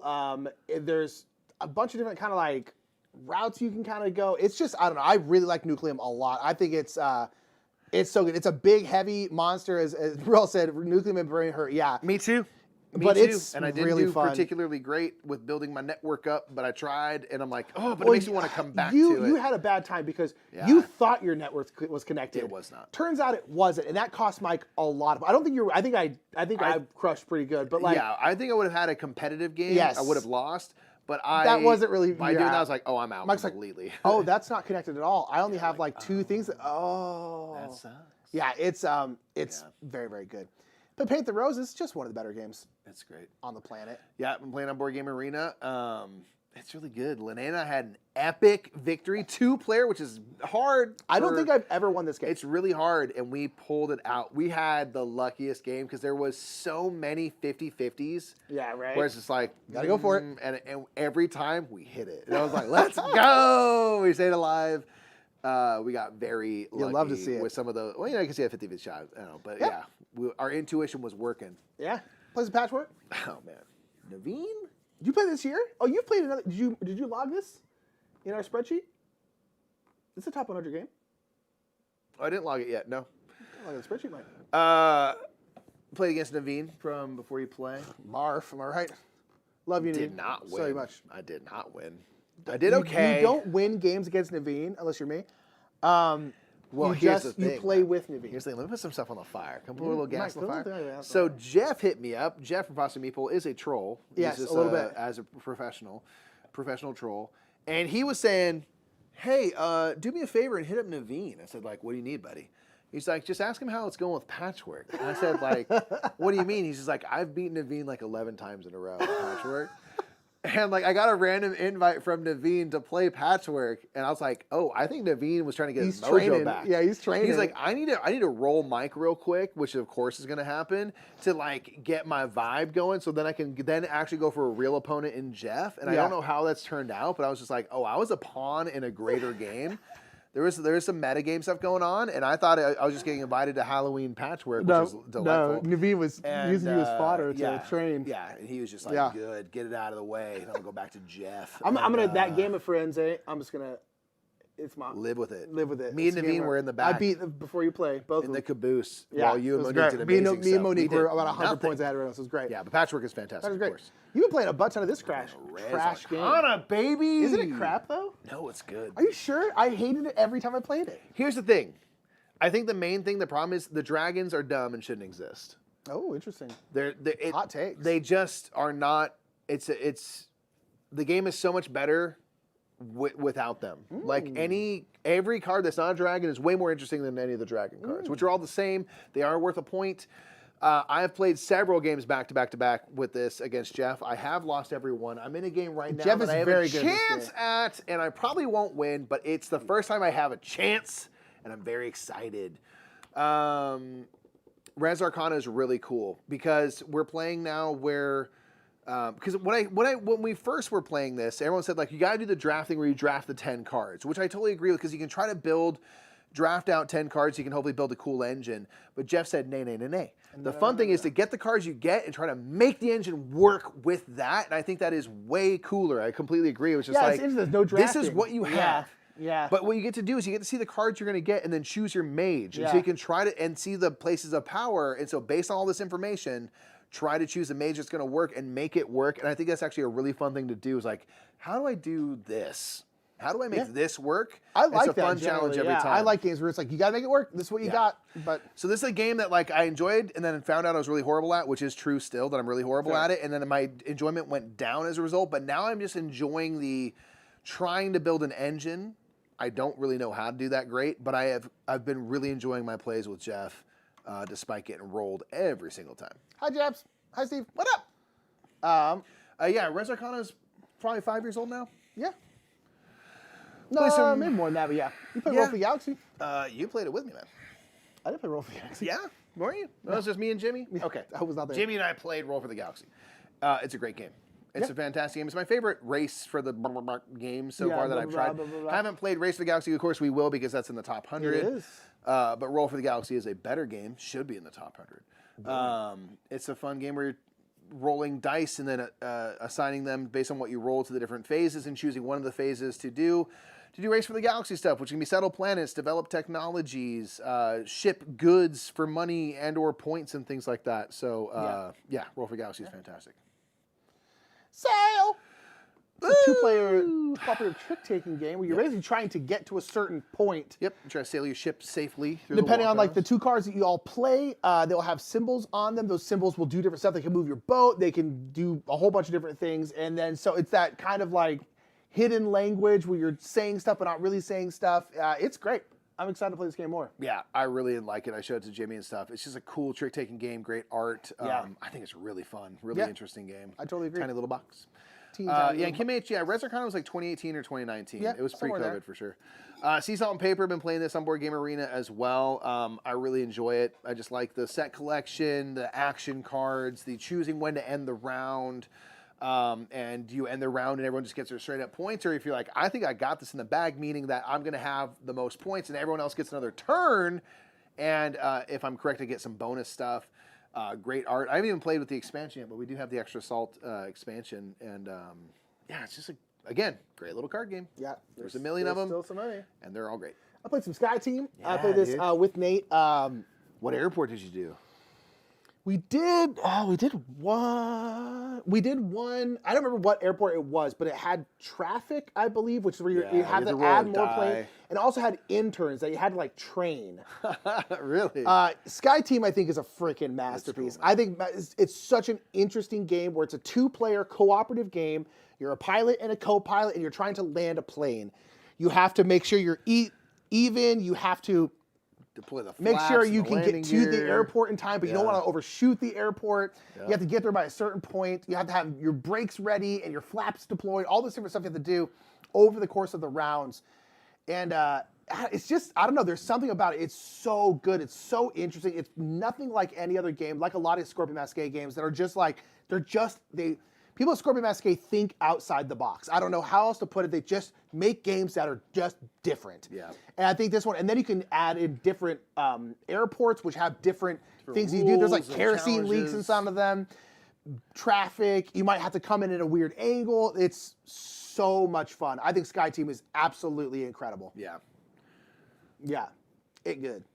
But Bass. So I've been playing a lot of this with Linnea, and now with the Foster folk. And Shouts out to Linnea dude, and the Space, Fosters. dude, yeah, they've been carrying me through this month. It's been so many games Oh my with them. gosh. So many games with them, which has been great. Let's keep it going. Space is so freaking fun, dude. I love this. It game is so incredibly good. I always think much. like when we did our top 10 games we cooled on, I'm like, I've cooled on Space. I definitely have. No. But whenever I do play it, I'm like, this game is still so good. You haven't cooled on it. You just haven't played it enough. You haven't played it recently enough. I firmly believe that now because I'm loving it more than ever before. Right. And it's just because I'm playing it right now. Yeah, It's so fair. good and it works so great on BGA. You can set your auto stuff so that if you're not on right now and it's if another player's rolling, you can choose your sectors. It just automatically chooses the better one for you. So like if one's like gives you $1 and gives you $3, like it just says no's to give you the $3 one. It makes it nice and easy, keeps it Interesting. moving. It's such a good game. Yeah, Space is. I just will forever love building my engine so much that I won't win because I Yeah. won't build the points part of the engine because I'm like, look how much income I have. Yeah. Yeah. Fair. So great. I do like games that are like, I don't care if I win. I just want to build. It's wanna like build something cool. Wingspin's always that for me. I'm like, I just want to build a weird bird engine. That's it. I don't really care if I win. all I just I've ever want to wanted. build a weird bird engine. You played this game. I played a lot of Tapestry this I'm month. so sorry.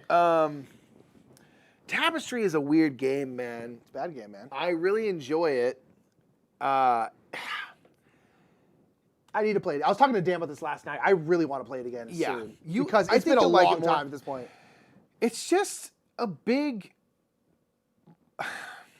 kind of a mess, to be honest. Like now they're finally releasing like this sort of like now the final adjustments for the civs for all of them and stuff. And they've had to kind of like go and like rework a lot of stuff, which is like not like the best, but it's a really fun game to just try. I've just enjoyed constantly trying to figure out what I'm doing, and I don't know. I finally asked our buddy Dan, like, You're bad at the game. how do people get so many points? Because I just don't be getting any points. Yeah. And like, what do I need to do and like kind of focus on to like get going? He said like, do this and this, and that'll kind of get you. He said like, that's what I do anyway. And that proved to be, more useful.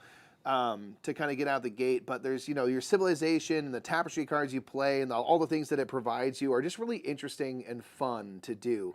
It's a game that I'm like, most of the time I'm playing, Jared, who's very good at this game, by the way, and always wins. I don't know what I'm doing. Sorry if you just play it. Jared at one point is just like, oh, I thought you did that because my Civ would do this. I'm like, if you are very generous in your assumptions if you think I have any idea what anyone else's Civ is. I have not looked at all at what anyone else is doing. I can barely figure out what I'm doing. So yeah, I'm just doing stuff. And I don't even know really if it's good or bad, but I enjoy it still. Yeah. This is one of the more baffling games of all time. Hey, sometimes it's like that. I was thinking about that. I was saying to Nick, it's like, not only is it like, oh, I'm bad at it, but I enjoy it. I'm like, I genuinely, for the most part, don't know what's going on. And I enjoy it. Yeah, fair. It's weird. You know. I don't know. Played some That's Not a Hat. Played this with our friend Jimmy and Hannah, and That's Not a Hat is a masterpiece. I'll say it. It's just great. It's just super fun. Stupid. I will say, like, we played this at 3 for a bit, and it was too easy. You do need, although like at one 4 point or what we did 5. is we each gave us double cards. Then it got harder. That's crazy. But yeah, That's Not a Hat is a great little memory game where you will get a card that has like a cone on it or a skateboard or a bucket or something like that. Or something. And you're basically passing these cards face down around the table. You're like, enjoy this bucket. But you knew it was a bucket because you saw it face up, but now it's face down. And so these cards start moving around, so you start getting really lost at what is there. And if you can pass someone, so like, enjoy this frog, and if they think you're wrong, they're like, that's not a frog. And they'll flip it over. If they're right and it wasn't, you then get penalized. If it turns out you were right, they get penalized. It's super simple, but it's like, it's astonishing how fast you forget. Yes. Like, you get 2 moves and you're immediately like, oh, crap. Oh, is this a candy cane? It's just there's no confidence whatsoever. You're like, yeah, you really should be brass. Be like, oh, I know this is skateboard. Here you go, boom. It's like, but I'm always just like, I don't know what that is, man. It's like, so funny, man. It's just silly, but I think it's such my favorite a thing in good the part game of the game is when someone passes me something. I'm like, I know you're wrong, but I also don't know what's going on, so I'm not going to call you on it. But I know I'm pretty it's not sure that, but I don't know what it is. Incorrect. Yeah, right. It's good. Hey, Jay Rodriguez, thank you so much. Tribute. Thank you. This is just a tribute. Appreciate you that. gotta believe me. Appreciate and that. I wish you were there. It's just a matter of opinion. Gosh, I love Coldplay so much. Great, man. Jay Rodriguez, thank you so much for that super chat. We thank you so much. We appreciate you. Appreciate that. You're wonderful. Thank you. All right, man, we're almost done here. You play Turn Machine, Mike? Oh, man, I'm out on that Turn Machine. Horde. Yeah, we gotta play it in real life because you just rip through it, huh? I ripped through it on Board Game Arena, and here's the thing I'll say. Loving it on Board Game Arena, but I'm worse at this game on Board Game Arena. I've gotten over where I'm starting to take my time. Where there was a while where I was playing so fast. Well, you did that with 7 Wonders on the app. You would play games in like 37 seconds. And I was never doing well because I'm playing so fast and doing stuff that I'm not really thinking about what I'm doing. And I would get caught in Turing Machine with that because I'm like, it's got to be this. I'm like, no, like you don't know that to be true. Yeah. And then like you just blew it, you dum-dum. So I've been trying to take my time more with it. But I'll do like a puzzle a day pretty much and just like, yeah, why not, right? Work that little brain out. It's so fantastically good. This is a game, like if I ever found it cheap somewhere, I'd probably buy a second copy and just keep it at my place. And honestly, have it just set up on like the corner of my dining room table. Yep, just every day sit down, do the turtle as Mikey calls it. Do the turtle.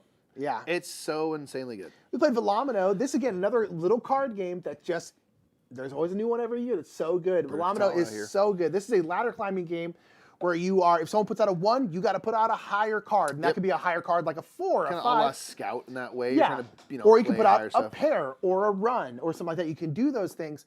And you're basically trying to get to the point where no one can beat you. Yeah, and the cool thing is that when you go to play cards, you can either play a bunch of cards of the same suit or all the same number. And if you play out, is that right? Or is it a run of cards? Yeah, all the same suit. If you play all the same color or all the same number. All the same color, all the same number. And the amount of cards you play, so if I play 3 cards in this set, determines the 10 value. So if I play 3 cards out, it's going to be 30. Right. So you don't put out something. Sets. I think you put out straights. Let's think of scout. You don't put out straights, yeah. So, and if I play 3 4s, for example, the amount of cards I play determines the 10 value, and then the lowest number amongst the cards that I played is the single value. So if I play 3 4s, I have 34. Yeah. And you're trying to play higher cards in that way. And again, you can either try to break up your colors to build out, all of a single number, or if you have a bunch of the same color, playing out a bunch of that color. You're just basically trying to put out the highest thing, but it's the fact that you can put out numbers or colors are so interesting because you're like, I have 3 browns, but I have 4 2s. Do I play this for, and like one of those browns is one of the 2s. So it's like, if I play out the browns, I now have less 2s to play. And that choice is super interesting. I don't know. I think Volano is so much fun. It's fun. You want to be the first one to get rid of all your cards in a round. So the more you can kind of stay in and play cards, obviously the better. Yeah, and holding stuff back. When do I play? It's just so it's just good. a really fun game with the weird little animals racing. Look at that cover. I love it. It's great. It's great. We played the Voyage of Marco Polo. It's another game off the top 100 top we got 100. I don't know how much I like this one. Yeah, I know. You didn't seem to have that great I did not have that good a time. I like the second one more because the money is not as tight. The money, I felt like overall the second one is a little more open. And maybe it was this specific one. I could not do anything. Yeah. I couldn't do anything. I never had money. I never had. I mean, it was no just camels, like no money, no prospects, nothing. This game is very tight resource-wise. Yeah. Everything is really expensive and it's hard to operate. This game, I think, really rewards playing it more often and multiple plays. Because Jimmy literally lapped everyone else. Every single other player. Because Jimmy has by far the most experience playing the game. Which is fine, but it's like one of those things I'm like, man, it's so... And I remember playing like in the early COVID days, this and Marco Polo 2 were on Board Game Arena. I played a lot of both of these kind of in quick succession, and I started getting able to like work the whole engine better, and I was able to do more, but it took a few plays. Like, this is a game that, like, for me, I want to dig into this game harder because I'm like, I feel like I can crack it. And really start to get good at it, and so it's pulling in. But I think I probably would default to Marco Polo 2 because it is slightly more open. And that's the thing is like, my thing is like with this one it's like they're both really good games, but this one is so tight that I don't find it to be that fun. And again, as I play it more, the thing is I know myself, I won't play it more. We're not going to be able to play this game very much. So I'd rather play the more open version. Well, it's highly unavailable. So yes, it also is that. But it's like, to me, it's like if I'm only going to play a game a couple times a year if I'm lucky, because that's just the reality of our situation, I'd rather play the more open one. Sure. So I still like the game because it is a good game, but this is so brutally tight that I was just like, man, this is not a fun game because I cannot do anything. And it might also just been that particular game of that because I played this game before and liked it. Yeah. But yeah, that one game, I was like, I can't do anything. I can't go anywhere. I can't move anywhere. Like, I'm just not doing anything. And so I did not enjoy my play of this one recently. I enjoyed it, but we got dominated by Jimmy. The company was outstanding, but I did not like the game. I want to play the second one because the second one is a little more open. Yeah. All right, then we played the White Castle, Mikey. Talk about it, and that's the last one. Man. It's so fantastically good. I really, really enjoy, setting up the game and seeing what garden cards do we have, and what are the bonuses from the fields when we put our warriors out. What are all the cards in the castle, which of course changes throughout the game, and what kind of combos can I build? And there was one in the most recent game we played where like one of the garden action cards was to take another garden action card. So it's like, okay, I'm gonna try to go in there loaded up with food so I can do 2 of these garden cards in a row and stuff like that, where I'm like, oh, that's a really interesting opportunity, and how do I make that work? And trying to just extract as much as you can out of 9 quick turns. So few turns. It is really... It was our favorite game of the year last year for a reason. Fantastically good. Yeah. It is such a good game. It'll absolutely make an appearance on the top 100 of all time for me. Really? Okay. 100%. Wow, okay. It is so good. It might for me too, I'm not sure. And the whole game is just not as big as the other ones. Every game these days is like freaking out to here, and it's just what were you playing recently that's massive? So nice. Every game, dude. Every game. Oh, yeah, every game barely fits on the table. Yeah. And it's insane. It's got, I have to change. I will say this. In the last year to year and a half, we've been doing game houses for about 2 years now, or a little bit more. No, I got more than that because we started with the old apartment. Yeah. Games are getting harder and harder to film. Yes. Because we have to be more and more and more zoomed out to get the entire game on the table. Not to mention some games have a hard time fitting on this board gaming table. There's sometimes, man, it's just huge. But as Atlas said, good little big game. Good little big game. Yep, and that's fantastic. Yeah. So thank you, White Castle, for being exactly the size it needs to be great. Although we played Age of Innovation yesterday, and that actually was surprisingly a reasonable size for a big game. Considering there's still a lot of stuff. So that's our everything we played this month. There's a lot of games. I was so happy to be able to play so many things that I've already played before because it's just literally a rare occurrence these days. And that was really fun, and I'm going to absolutely keep it going on Board Game Arena. So if you want to play a game, the Brothers Murph is me on Board Game Arena, and I'm happy to play stuff. You can add me too? You know. I won't play with you because I don't play games. But he's not on there. But you could. It's not a you thing. It's a me thing. Yeah. So if you have any questions, Walsh just asked a question. I want to go back to Mark Dennis and stuff as well. But please ask your questions. So I think as Mark was asking earlier, and I hope you're still here or that you're watching this later, asking that like I've noticed that most of the games on the top 100 of Board Game Geek are 2+ hours long. Yes, that's true.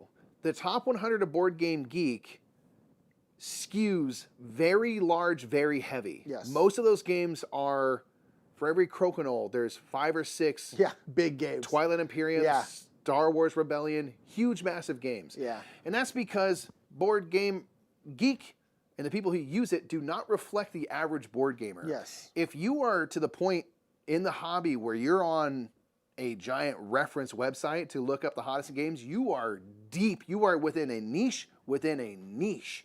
Yeah, and the people who are then going in and rating games and writing reviews and stuff are a further niche within the niche within the niche. And so I don't rate the games top 100 is populated by massive games that you have to invest a ton of time in. But if you're investing a ton of time in the game, you're passionate about that game and you're more likely to write about it and rate it and do stuff like that.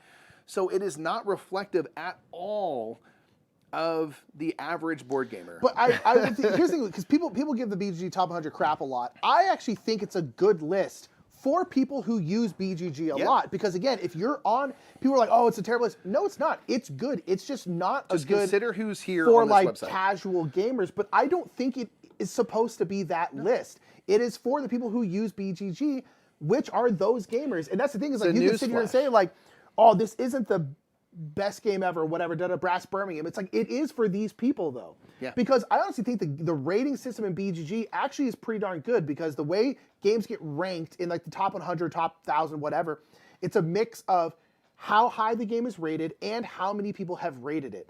So again, if you look at like the top games, they have tens of thousands of rankings. So it's like those are the top games. They honestly are, but they are for BGG users. Yeah. So that's the thing is like I don't think it's a good way to like if you're a new gamer, I would not recommend going there if you're new to the hobby. But it's not a bad list. People give it crap all the time. I think it's a good list for what it is, but it's for people who are into the hobby enough to be on BGG regularly. Yes. And it's like, and that is a small subset of people who tend to be heavier gamers. Yeah. So again, it's like, it's just knowing what BGG is and who's on it. And then I think all the lists are great. I just think they get seen as like, this is the end all be all. And it's like, that's the casual board gamer, which makes up most people who play board games. Like really, if you think about the entire population of people who play board games, the amount of people that watch board game content on YouTube, I'm talking to you nerds right now, are slim. Yeah. Y'all are the super nerds in the nerd group. And that's a beautiful thing. And we're so happy to have you. But just know that if you're doing this, you're way deep in this thing. Yeah. You're way into it. You're because most people, board gamers out there, do not know we exist, period. I mean, there's a lot of people out there who do not know that the Dice Tower exists, period. So, okay. You know, and they play board games all the time. Yeah. So it's kind of crazy. Yeah, and so it's you're looking at shouts out to niches within niches within niches within it's like you're getting that subset. So it's one of the things. It's tough. The BGG thing is tough, and the problem is like you kind of can't have that much. I almost wish there was like a way to do like a whole separate BGG, but for just general I think board someone games. else was mentioning. I wish you could like yeah, just because I think it'd be better, but it's just like I don't know because the reason why BGG is so cool and there's so much information is because of the passion of the people on BGG. Love it. But it's like that's why the site has so much information and so much cool stuff on it. So it's like you need that passion. Best freaking thing that's ever happened in this hobby in terms of like the information. Can you imagine this hobby without Board Game Geek? No. It would not work. It would work, but it would be in the dark. We use this every day. It's so important. Yeah. Okay. Calico better than Cascadia? No. Cascadia is better than Calico. Quicksand asks, have you all played the Cascadia expansion? If so, is it good for lower player counts? The player count to me wouldn't seem to affect the Cascadia expansion. We are in the camp of I don't need the expansion for Cascadia in my life. It makes it more thinky, more puzzly, which is great. But Cascadia is a game that we come to for like a more casual time, and it takes it out of that realm and into a more thinky puzzle. It's one that we're happy to have, but definitely will not play with every time because I'm like, I don't necessarily want that from Cascadia most of the time. That's my thought. Like, I don't really want Cascadia. But in terms of low player count, we played at 2 players. Perfectly fine. And the expansion is good. I just don't really need Cascadia to be that. Exactly. Right. But I mean, it's a good expansion. The game, it does make the game fun. But yeah, it's just, it's not a thing that I particularly need. So if you got any questions, Steve, I will be at Strategicon. Nick might be out of town, but I think you might be leaving the next day. I think you might be in town. Yeah, but even then, I probably won't want to go to Strategicon if I'm leaving the next day. So I will be there, Steve. Yeah, I will be more or less out of town. Nick's going to Nova Scotia. Nova to see Foster the Meeple.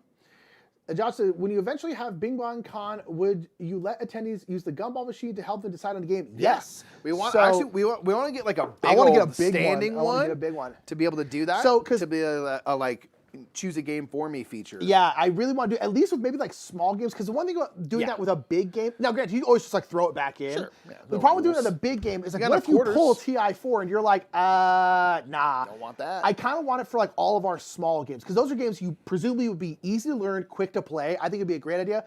Also, one thing we want to do is next time we try and play through our whole collection, which we're probably planning on doing not this winter, but next winter. So the winter of 2025, like November, December of 2025? Yes. We kind of want to, last time we did it alphabetically, we kind of want to do it randomly, and maybe we might do it with a big old gumball machine. But yes, that is a plan, is to have that there, at least for the small games, because I think it would be a really fun kind of thing. And then what we can do is like, you know, you throw a buck in or a coin in to like a little basket, and we'll give that to some local charity or something like that, or keep it for ourselves. Who knows? People are talking about that worm span love. I do want to try it. Evan, real quick, says, one thing I learned the hard way was just because something has a high score on Board Game Geek, it doesn't mean you'll like it. I'd always look for the score first, but hard to find what I actually like by trying genres. I completely agree. Yeah. Just because it's in the top 100 games, I'll tell you this. We did our ranking of the top 100 games. You know what's on there? Twilight Struggle. I think that game is trash. For me. For you, right? Yeah. It's obviously I'm in the minority in that because it's a top 100 game, formerly #1 for a long time. For a long time, Clearly, I'm in the minority here, but it still holds true. I do not like that game at all. Yeah. I think it's awful. And that's what's great about board games is that everyone's favorite game is someone else's worst nightmare, and vice versa. Yeah. And that's great. That's great. Because there's so many wonderful games to choose from that, you know, it works out. But one thing that, and I don't think many people would, but like, I would never be, if you're new to the hobby, like, go to the 100 games on Board Game Geek and buy them all and play them because they're objectively the best. You're like, well, this is not an objective thing we're doing As we here. said before, that's not what that list is. This is an objective thing we're doing here, so it has to work for you. Did you guys check out the Pickleball Slam on ESPN yesterday? Jared, no, but Martha was keeping us updated. Yeah, so that is, for anyone that didn't know, a bunch of former, like, tennis players. Like tennis pros. Yeah, like retired tennis pros playing pickleball. And I really want to find the highlights because it's probably dope. Because they're probably amazing at it, but probably also just goofing around a lot. It'll be very fun to watch. Yeah. Linnea here says, Mike, what's your favorite game I've wrecked you in? There's so many. So many. We play, I don't even know, man. Gosh. You beat me a lot at Space Base. That might be the, man. There's been so many. I've gotten destroyed a lot. I don't know if I ever beat you. Toker Korea asks, when are games getting packed up? A daunting task. Tips on moving with a collection. I'm not looking forward to doing it myself. Honestly, we've had to move a collection a couple different times. None of the methods have been great. The one we did that worked the best, now granted we were moving a very short distance, but I think it still worked on a higher distance, is our mom had a pickup truck, and we put all the games flat in the bed of the pickup truck and put a net over it. You could put like a tarp to really make sure that air doesn't get underneath it. And honestly, that worked pretty good. It's a pretty efficient way. Now, when we did that, we had like a lot less games, 200 and change games. We have like 400 something now. But it worked really well. It's just like lay them in there flat. People do things different ways. Like one thing I can't get my brain around is putting these in boxes. No, because absolutely not. Every box can hold like 3 or 4 board games. Yeah. That's a lot of boxes, and I'm putting boxes and boxes, and it makes my brain hurt. Yeah. So I think it's super inefficient that way. I think what we may do is there's some of those like U-Haul things that are just, you put on a trailer hitch and you tow. I think we get one of those, and we can just build it fill the pizza oven with games, and I think that would be plenty enough space. We have not started packing yet. It really depends on kind of when we move. So what's the volume of our games? We are expecting to have to be out. So we're moving. We don't know. We're expecting to have to be out of this studio by the beginning of May. Yes. And the kind of question is when do we end up with our new studio space? Is it before that? Is it after that? Is it just at that time? Because if it's before that, we can maybe do some runs of games, which I think that trailer thing would work. But what might happen is we basically have to have the whole studio down by the first week of May, more or less. It's like we might have to transfer the entire studio at one time, in which case that trailer thing won't really work because that's not enough room for the games and everything else. That's a good point. My guess is what we'll do is we'll probably stack them in the back of a U-Haul, put a big blanket over it, and strap it to the wall. Yeah. Like that's honestly probably gonna be the best way. There isn't like a good way to do it though. They're tricky to move. The board games are, one, very heavy, and two, they're just big. They take up a lot of room. They're very annoying to move. It's going to be crazy. I wish we had a better, this is a foolproof thing. I'm like, that's not a great way. And Kim said, you'll have so many more games by 2025, unless you're planning on doing a large cold during your upcoming move. So one thing that we are planning on doing when we do our whole collection in a week video is because we're basically not culling games anymore because we are planning on having Bing Bon Con. So we want to have a library. We need a library, and that's going to have to be our collection. I do think what we'll do, though, is we'll go through it and be like, what's honestly in our collection? And we will then make a collection, and we'll be honest. We're not going to be like, oh, this 4-hour game, that's not in our collection. We'll be honest about it. I think we'll be like, what really is something we consider like if we had we're going to play and all this and that? A 300 to 400 game collection, what would that honestly be? Yeah. And we'll do it like that because you're right. Like there's a lot of games that we're going to be keeping that we honestly wouldn't keep if we were doing yearly culls like we used to. So we will probably go through and find them out that way. But it's not going to be a perfect system. Yeah. What board game mechanism do you realize are not for you after played so many games? I hate negotiation. In any game ever, it ruins every game ever made. Boom. Easy answer. I generally agree with that. It's the worst thing to happen in board games. I don't think that can be bad if there's a game like Zoo Vadis that I want to play. Nope. It's a redo of Reiner Knizia's Quo Vadis and stuff with animals. And that whole game is that. And it's not that long. And the whole thing is that. I can get into something like negotiation for that. But again, play Twilight Imperium. And not only did I not get into I'm going to do a deal, then screw you over later. Yeah. There's Senate votes and stuff, and almost every time I abstain from voting. And someone's like, you never voted. I'm just like, yeah, I don't want to. I'm not going to be like, oh, if you vote for this, I'll give you this. I'm like, I don't care. I don't like those either. So yeah, negotiation is the main nah, negotiation. Well, it makes me never want to play the game. I don't want to play Zoo Vadis. I do not like negotiation games because even if it's not like negotiation and then stabbing each other back, the concept of negotiation for whatever reason stresses me out. Because I think I'm always like, oh, maybe this isn't a good deal, or maybe I'm getting screwed. It's it stresses me out. It's not something I enjoy in games at all, and I don't want to do it, and so I just do not play them because I will hate it, and therefore also probably make everyone else not have as good a time because I will be very clearly having a horrible time, and I don't want to screw up everyone else's time. And so negotiation games I do not play because I hate them more than anything else in gaming. That's fair. So it's just not something I enjoy. Negotiation's not good. Middle class goes just I know, middle class Joe. I know you like Twilight board games. I know. I know you're. I think you play with Jeff a lot, right? Yeah. So I am the problem there. It's no one else's problem but me. I'm wrong. Jared says I would definitely look at more than just the ranking on Board Game Geek. Weight rating is almost as important to me now. 4 or more weight games may be great, but might not be for me. Absolutely. And that's what's cool about Board Game Geek is there's a lot of factors that you can look in, a lot of data to figure out if something might be for you. And then they also do the great thing of if there's reviews of that game, it's linked right there to the page. Board Game Geek is literally such a important resource that we cannot live without. And there's just so much stuff that's right there. So yeah, but there's a lot of things to consider when you like a game. Yeah. Style. It's all very specific to you. You know what I mean? Evan asked, do you guys ever play those miniature games like Warhammer, Marvel Crisis, Protocol? Playing Blood Bowl video game is fun, but it looks like a lot in person. Hell no. I have a lot of interest in playing those games. I even collect, 40K, Warhammer 40K. I really want to get Marvel Crisis Protocol minis. I really want to get Shatterpoint minis. I will never play those games because I just don't have the time to learn them, but I like mini painting a lot. Yes. If some reason, here's the thing, someone out there, if the people who make Marvel Crisis Protocol, if they want to just give me all of it, I'll take it, because I want those minis. But the ROI you're going to get will not be worth it. Give it to them. I am always very interested in games. I watch a lot of 40K battle reports because they're always like an hour and a half long, so they're a great thing to put in the background.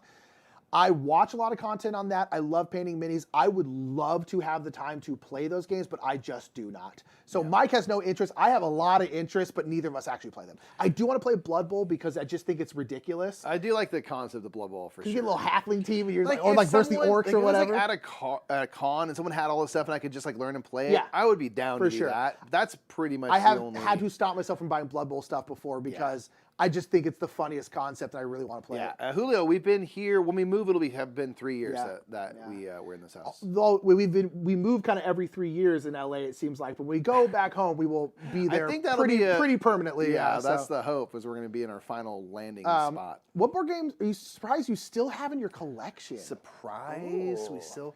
Is there something that's we've almost cold photosynthesis a bunch of times, and we never actually have.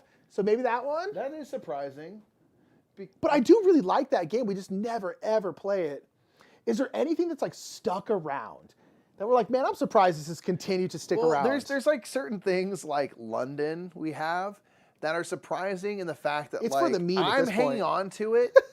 It's kind of for the lulz. Nick hates that game more than any other game. Yeah. There's no way I'm going to get to play it because Nick won't play it with me. Yeah. But it's not going anywhere. I'm not getting rid of it. But I know it's just sitting there at this point. It's a waste of space. Although right now, I'm astonished we still have Trajan. I don't like that game is so ugly. It makes me not want to play it. It's not that ugly though. It's horrendous. It's not that great. It's one of the worst looking games on the planet. Trajan. I'm astonished we still have Trajan. It seems like a game we should have gotten rid of a while ago. I agree. Trajan is perpetually I think I'll give it one more shot. Yeah. And I played it recently with Atlas here in chat, and I was just like, I don't like this game that much, I don't think. I don't know. It melts my brain in a puzzly way. Here's the thing. Now we have Marrakesh, and Marrakesh to me feels similar-ish in that, there's just, different areas you can do stuff, but I like it a lot better. Yeah. And so... It's prettier, too. They're not similar to each other, but I was just like, oh, maybe this will be the one, now I'll be get rid of Trajan because I have this other game that, scratches a similar itch for me. Trajan is an interesting one because neither of us are sold on it, but I am still, maybe one more try. One more. Because I like it enough. Yeah, Trajan's interesting. Evan asked, where do I get this hoodie? This is a Mythic Mischief hoodie from Ivy Studios. Ivy Studios, yeah. So when we were in Nashville, they're like, you guys want some merch? I was like, I love board game merch. I got a Letterman jacket. Ivy Studios does insane merch, and so I love this hoodie. That's why I'm in all the time. Kim says, I agree. If one person at the table isn't having fun, no one has fun. Yeah, I agree. Yeah. Everyone wants. I don't want to ruin everyone else's time. That's why I don't play them because I'm like, to me that's rude to play a game that you're going to hate and therefore you're going to affect everyone's time. To me, I'm like, don't play it. It's not a big. It's more rude to me to do that than to say I'm not going to play that. Yeah. Because a lot of people play a game they don't want to because they feel bad saying no. But it's like, no, but if you're not going to have a good time, that's more rude than just saying no. And it's not rude to say no at all. If you don't want to play a game, just don't play a game. Steve will play London with me. Yes. Steve is the one who gave me London. So it's I believe that. Play with Jeff and Jim is one of their favorite games. Oh, because they're smart. Atlas says, the tough thing with Nick hating negotiating is that you can't talk him into playing board games. You can't talk him into playing negotiating games, is what he said. Oh, okay. Well, I thought it was all games because negotiation. You're just like, are we negotiating right now? I'm out.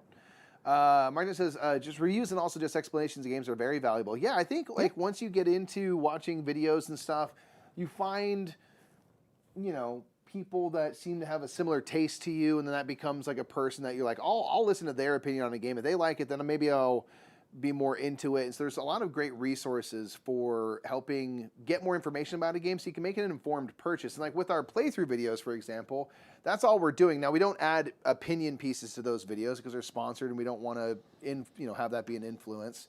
But we want to provide a service so that people can watch the playthrough of a game, get a feeling of the flow and the vibe, and hopefully then make a more informed decision about whether or not they want to try that game. Yeah. Which is cool. Kim says, Evergreen is just a better photosynthesis. Changed my mind. I do believe that is true. I've heard a lot from a lot of people, and we're borrowing our buddy Dan's copy. I meant to give it back to him yesterday. I forgot. Of Evergreen, because I really want to try it, because it's the same designers and stuff, and obviously borrows DNA from photosynthesis a lot. Brando said, has the theme of a game risen or fallen in importance for you over time? Thanks for all your content. It's incredible. Thank you for saying that. Thank you very much for that. I would say I still love theme. I have come to find out that I do care about mechanics more than I do theme. Oh, we're talking. Okay, yeah. I think not. I don't think a specific thing. Correct me if I'm wrong, Brando, but I think in general, yes. Don't get me wrong. What will pull me into a game more than anything is still theme. But once the thing is, like, once I'm in the game, I don't really care about theme that much anymore. I'm more, and I find that way. I've learned that with like video games too. Like, I like to play games. It's one of the reasons why I like Super Mario Odyssey so much. It's like there's no theme to that game. The theme is Mario, but like you're just going around finding moons. Like it's one of these like I found that like fun and wacky. Yeah, it's like I just like building stuff, and so like to me, once I'm in a game, I find that I don't actually care about the theme because there's plenty of games that have like no theme that like I like a lot, and so I can't really say like theme is king to me because it's like not really, but it will still get me interested in a game faster than anything else. Agreed. It will help pull me in to want to find out more, and then I really appreciate a nice setting for a game. Yes. But I just, for the most part, and when a game does a really good job, this isn't the case, but for the most part, when I'm playing a game, the theme falls away, and I'm not thinking about, like, what am I doing thematically in this game? I'm like, give me more of these resources so I can turn them into points. Yeah. And that's totally fine, but there's nice like things to look at along the way, and when games do a really good job of incorporating the theme and the mechanisms, it's extra juicy and delicious, and I'm like, oh, this is awesome. So it's very much appreciated. But I'm with you. It will get me interested in the game, and then after that, I don't care a ton, other than I'm like, cool theme, I like it. I like what's going on here. This is cool. nice. It's a cool setting. It's like, again, saying Cory, like, love the theme, but it's like the mechanics of that game is what's keeping me there. But it looks beautiful, and that's great. Who asked, where are you head now? 3 years has flown by. It has. I remember you guys watching unpacking and shelving games for this place. So we're moving back to NorCal, up to Sacramento, to our hometown. So that's where we will be. We're getting an external studio. This is the garage of my house, and we'll be getting an external studio in Sacramento. So that'll be really exciting. Also, just play Crusaders instead of Trajan. I agree with that statement. I'd rather play Crusaders. Have you tried Ostia? Nope. No. Want to. Interested, but haven't tried it.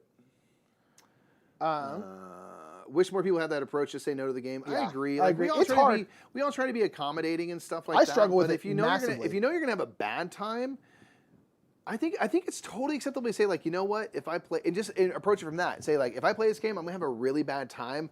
I don't want to get the group down, so I'll bow out of this one. And everyone, I think, will understand that and be like, oh, thank you, that's very considerate. Yeah. Cool, I'm with that. And I don't want you to have a bad time because I care about you too. But yeah, it takes a little bit of bravery to do that. For sure. I don't know. It's just like, and granted, I struggle with this a lot. It's really hard for me. Like, no, I'm not gonna play the game. But I found that being like, no, like I don't want to play that. I'm gonna play something else. Like it's very difficult to do. But I've gotten much better at it. Shorty said, do you ever do the virtual flea market or math trades? No, haven't. I'm not opposed to them at all, but I just don't even know where to look them up. And so I don't ever think about them. But we do usually cruise to the little dealer hall and try to find something to buy to support whoever. But no, I haven't done the flea market, the virtual flea market, or math trades. No. I think math trades and stuff are super cool. They blow my mind. They're cool, yeah. How they work, but we don't really do that stuff. Said, how soon are you planning on boxing up your massive collection? Any games that we left to last? Yeah, we'll definitely keep some games back. Yeah. It really depends on when we end up getting a studio. Yeah. Basically, if we get a studio, like, let's say at the beginning of April, which is possible, we might start moving then. Like, it really depends. We might have to do it all in one fell swoop. We might be able to do it in piecemeal. It depends. It will be at the start of May for sure, if not earlier. But I would imagine it'll be around the end of April. Yeah. That's the assumption, but we don't know. Linnea, come through to Sacramento for sure. That'd be awesome. Yeah. So, it's a good place. All right, fam. If there's any last questions, please pop in the chat. If not, we'll get on out of here. Good old rap reviews, y'all. Kim, real quick, says, I will say it feels really nice when you have a strong theme to a game, though, and it immerses you more. For example, the theme I was not expecting to enjoy, but did, was Flashpoint Fire Rescue. Yeah. You really feel like a firefighter. You absolutely do. You're cutting down walls. Yeah, it's very cool. It's very appreciated when they can really bring that theme to the gameplay. It's a wonderful bonus, and I'll take it every single time. Evan said, do you guys still use your gumball machine? We don't use it too much. What I want to do is I want to get all of our filler games in there. Yeah. Because it's just like, again, for like a big game, little... it's just kind of tough to like, because you might not. So to me, it's like, I really want to use it as a, hey, it's the evening. Let's play a quick game. Let's see what we're going to play. Like, I really want to use it for that. When are more live streams coming? We're not entirely sure. We're trying to figure We keep thinking that we're going to start at the beginning of a month. Let's be completely honest. They will start happening, I think, very regularly once we're moved. We are definitely going to be doing live streams before that, but like back to like weekly live streams on our YouTube channel, I think will probably happen once we move. I would love to say they're going to happen earlier than that, but like they might be sporadic, but we want to get to nuts, them, y'all. Yeah, it's so just like really busy. It's going to be insane until we move. Yeah. So we have so much stuff we have to do. And so I'd love to say earlier, but the only thing I can really say is once we're fully moved in, I know for a fact it'll happen then. We'll probably try and do some here and there before that, but that's the only time I could really honestly say. Yeah. So yeah. Yeah. If you enjoy rid of Dreadful Metals, I want to buy it off you. We'll let you know. We'll let you know. I don't know, probably stick around. We like that playing around Halloween. But yeah, all everybody, right, that's it. I think we're going to call it there. Thank you so much for being here. If you were live, thank you so much for watching it afterwards. Make sure to check out all of our other stuff. Like, subscribe, check out the Patreon. Please, all those things. All the different things. I love you all to death. We're going to get on out of here. Have a wonderful rest of your day and a good start to your February. A very good February to you. Oh, hi, Mary. You want to say hi now? Oh, my gosh. Can people see her? Look at her little face. Oh, my goodness. All right, bye, everybody. All right, bye, y'all. Boom, boom, boom.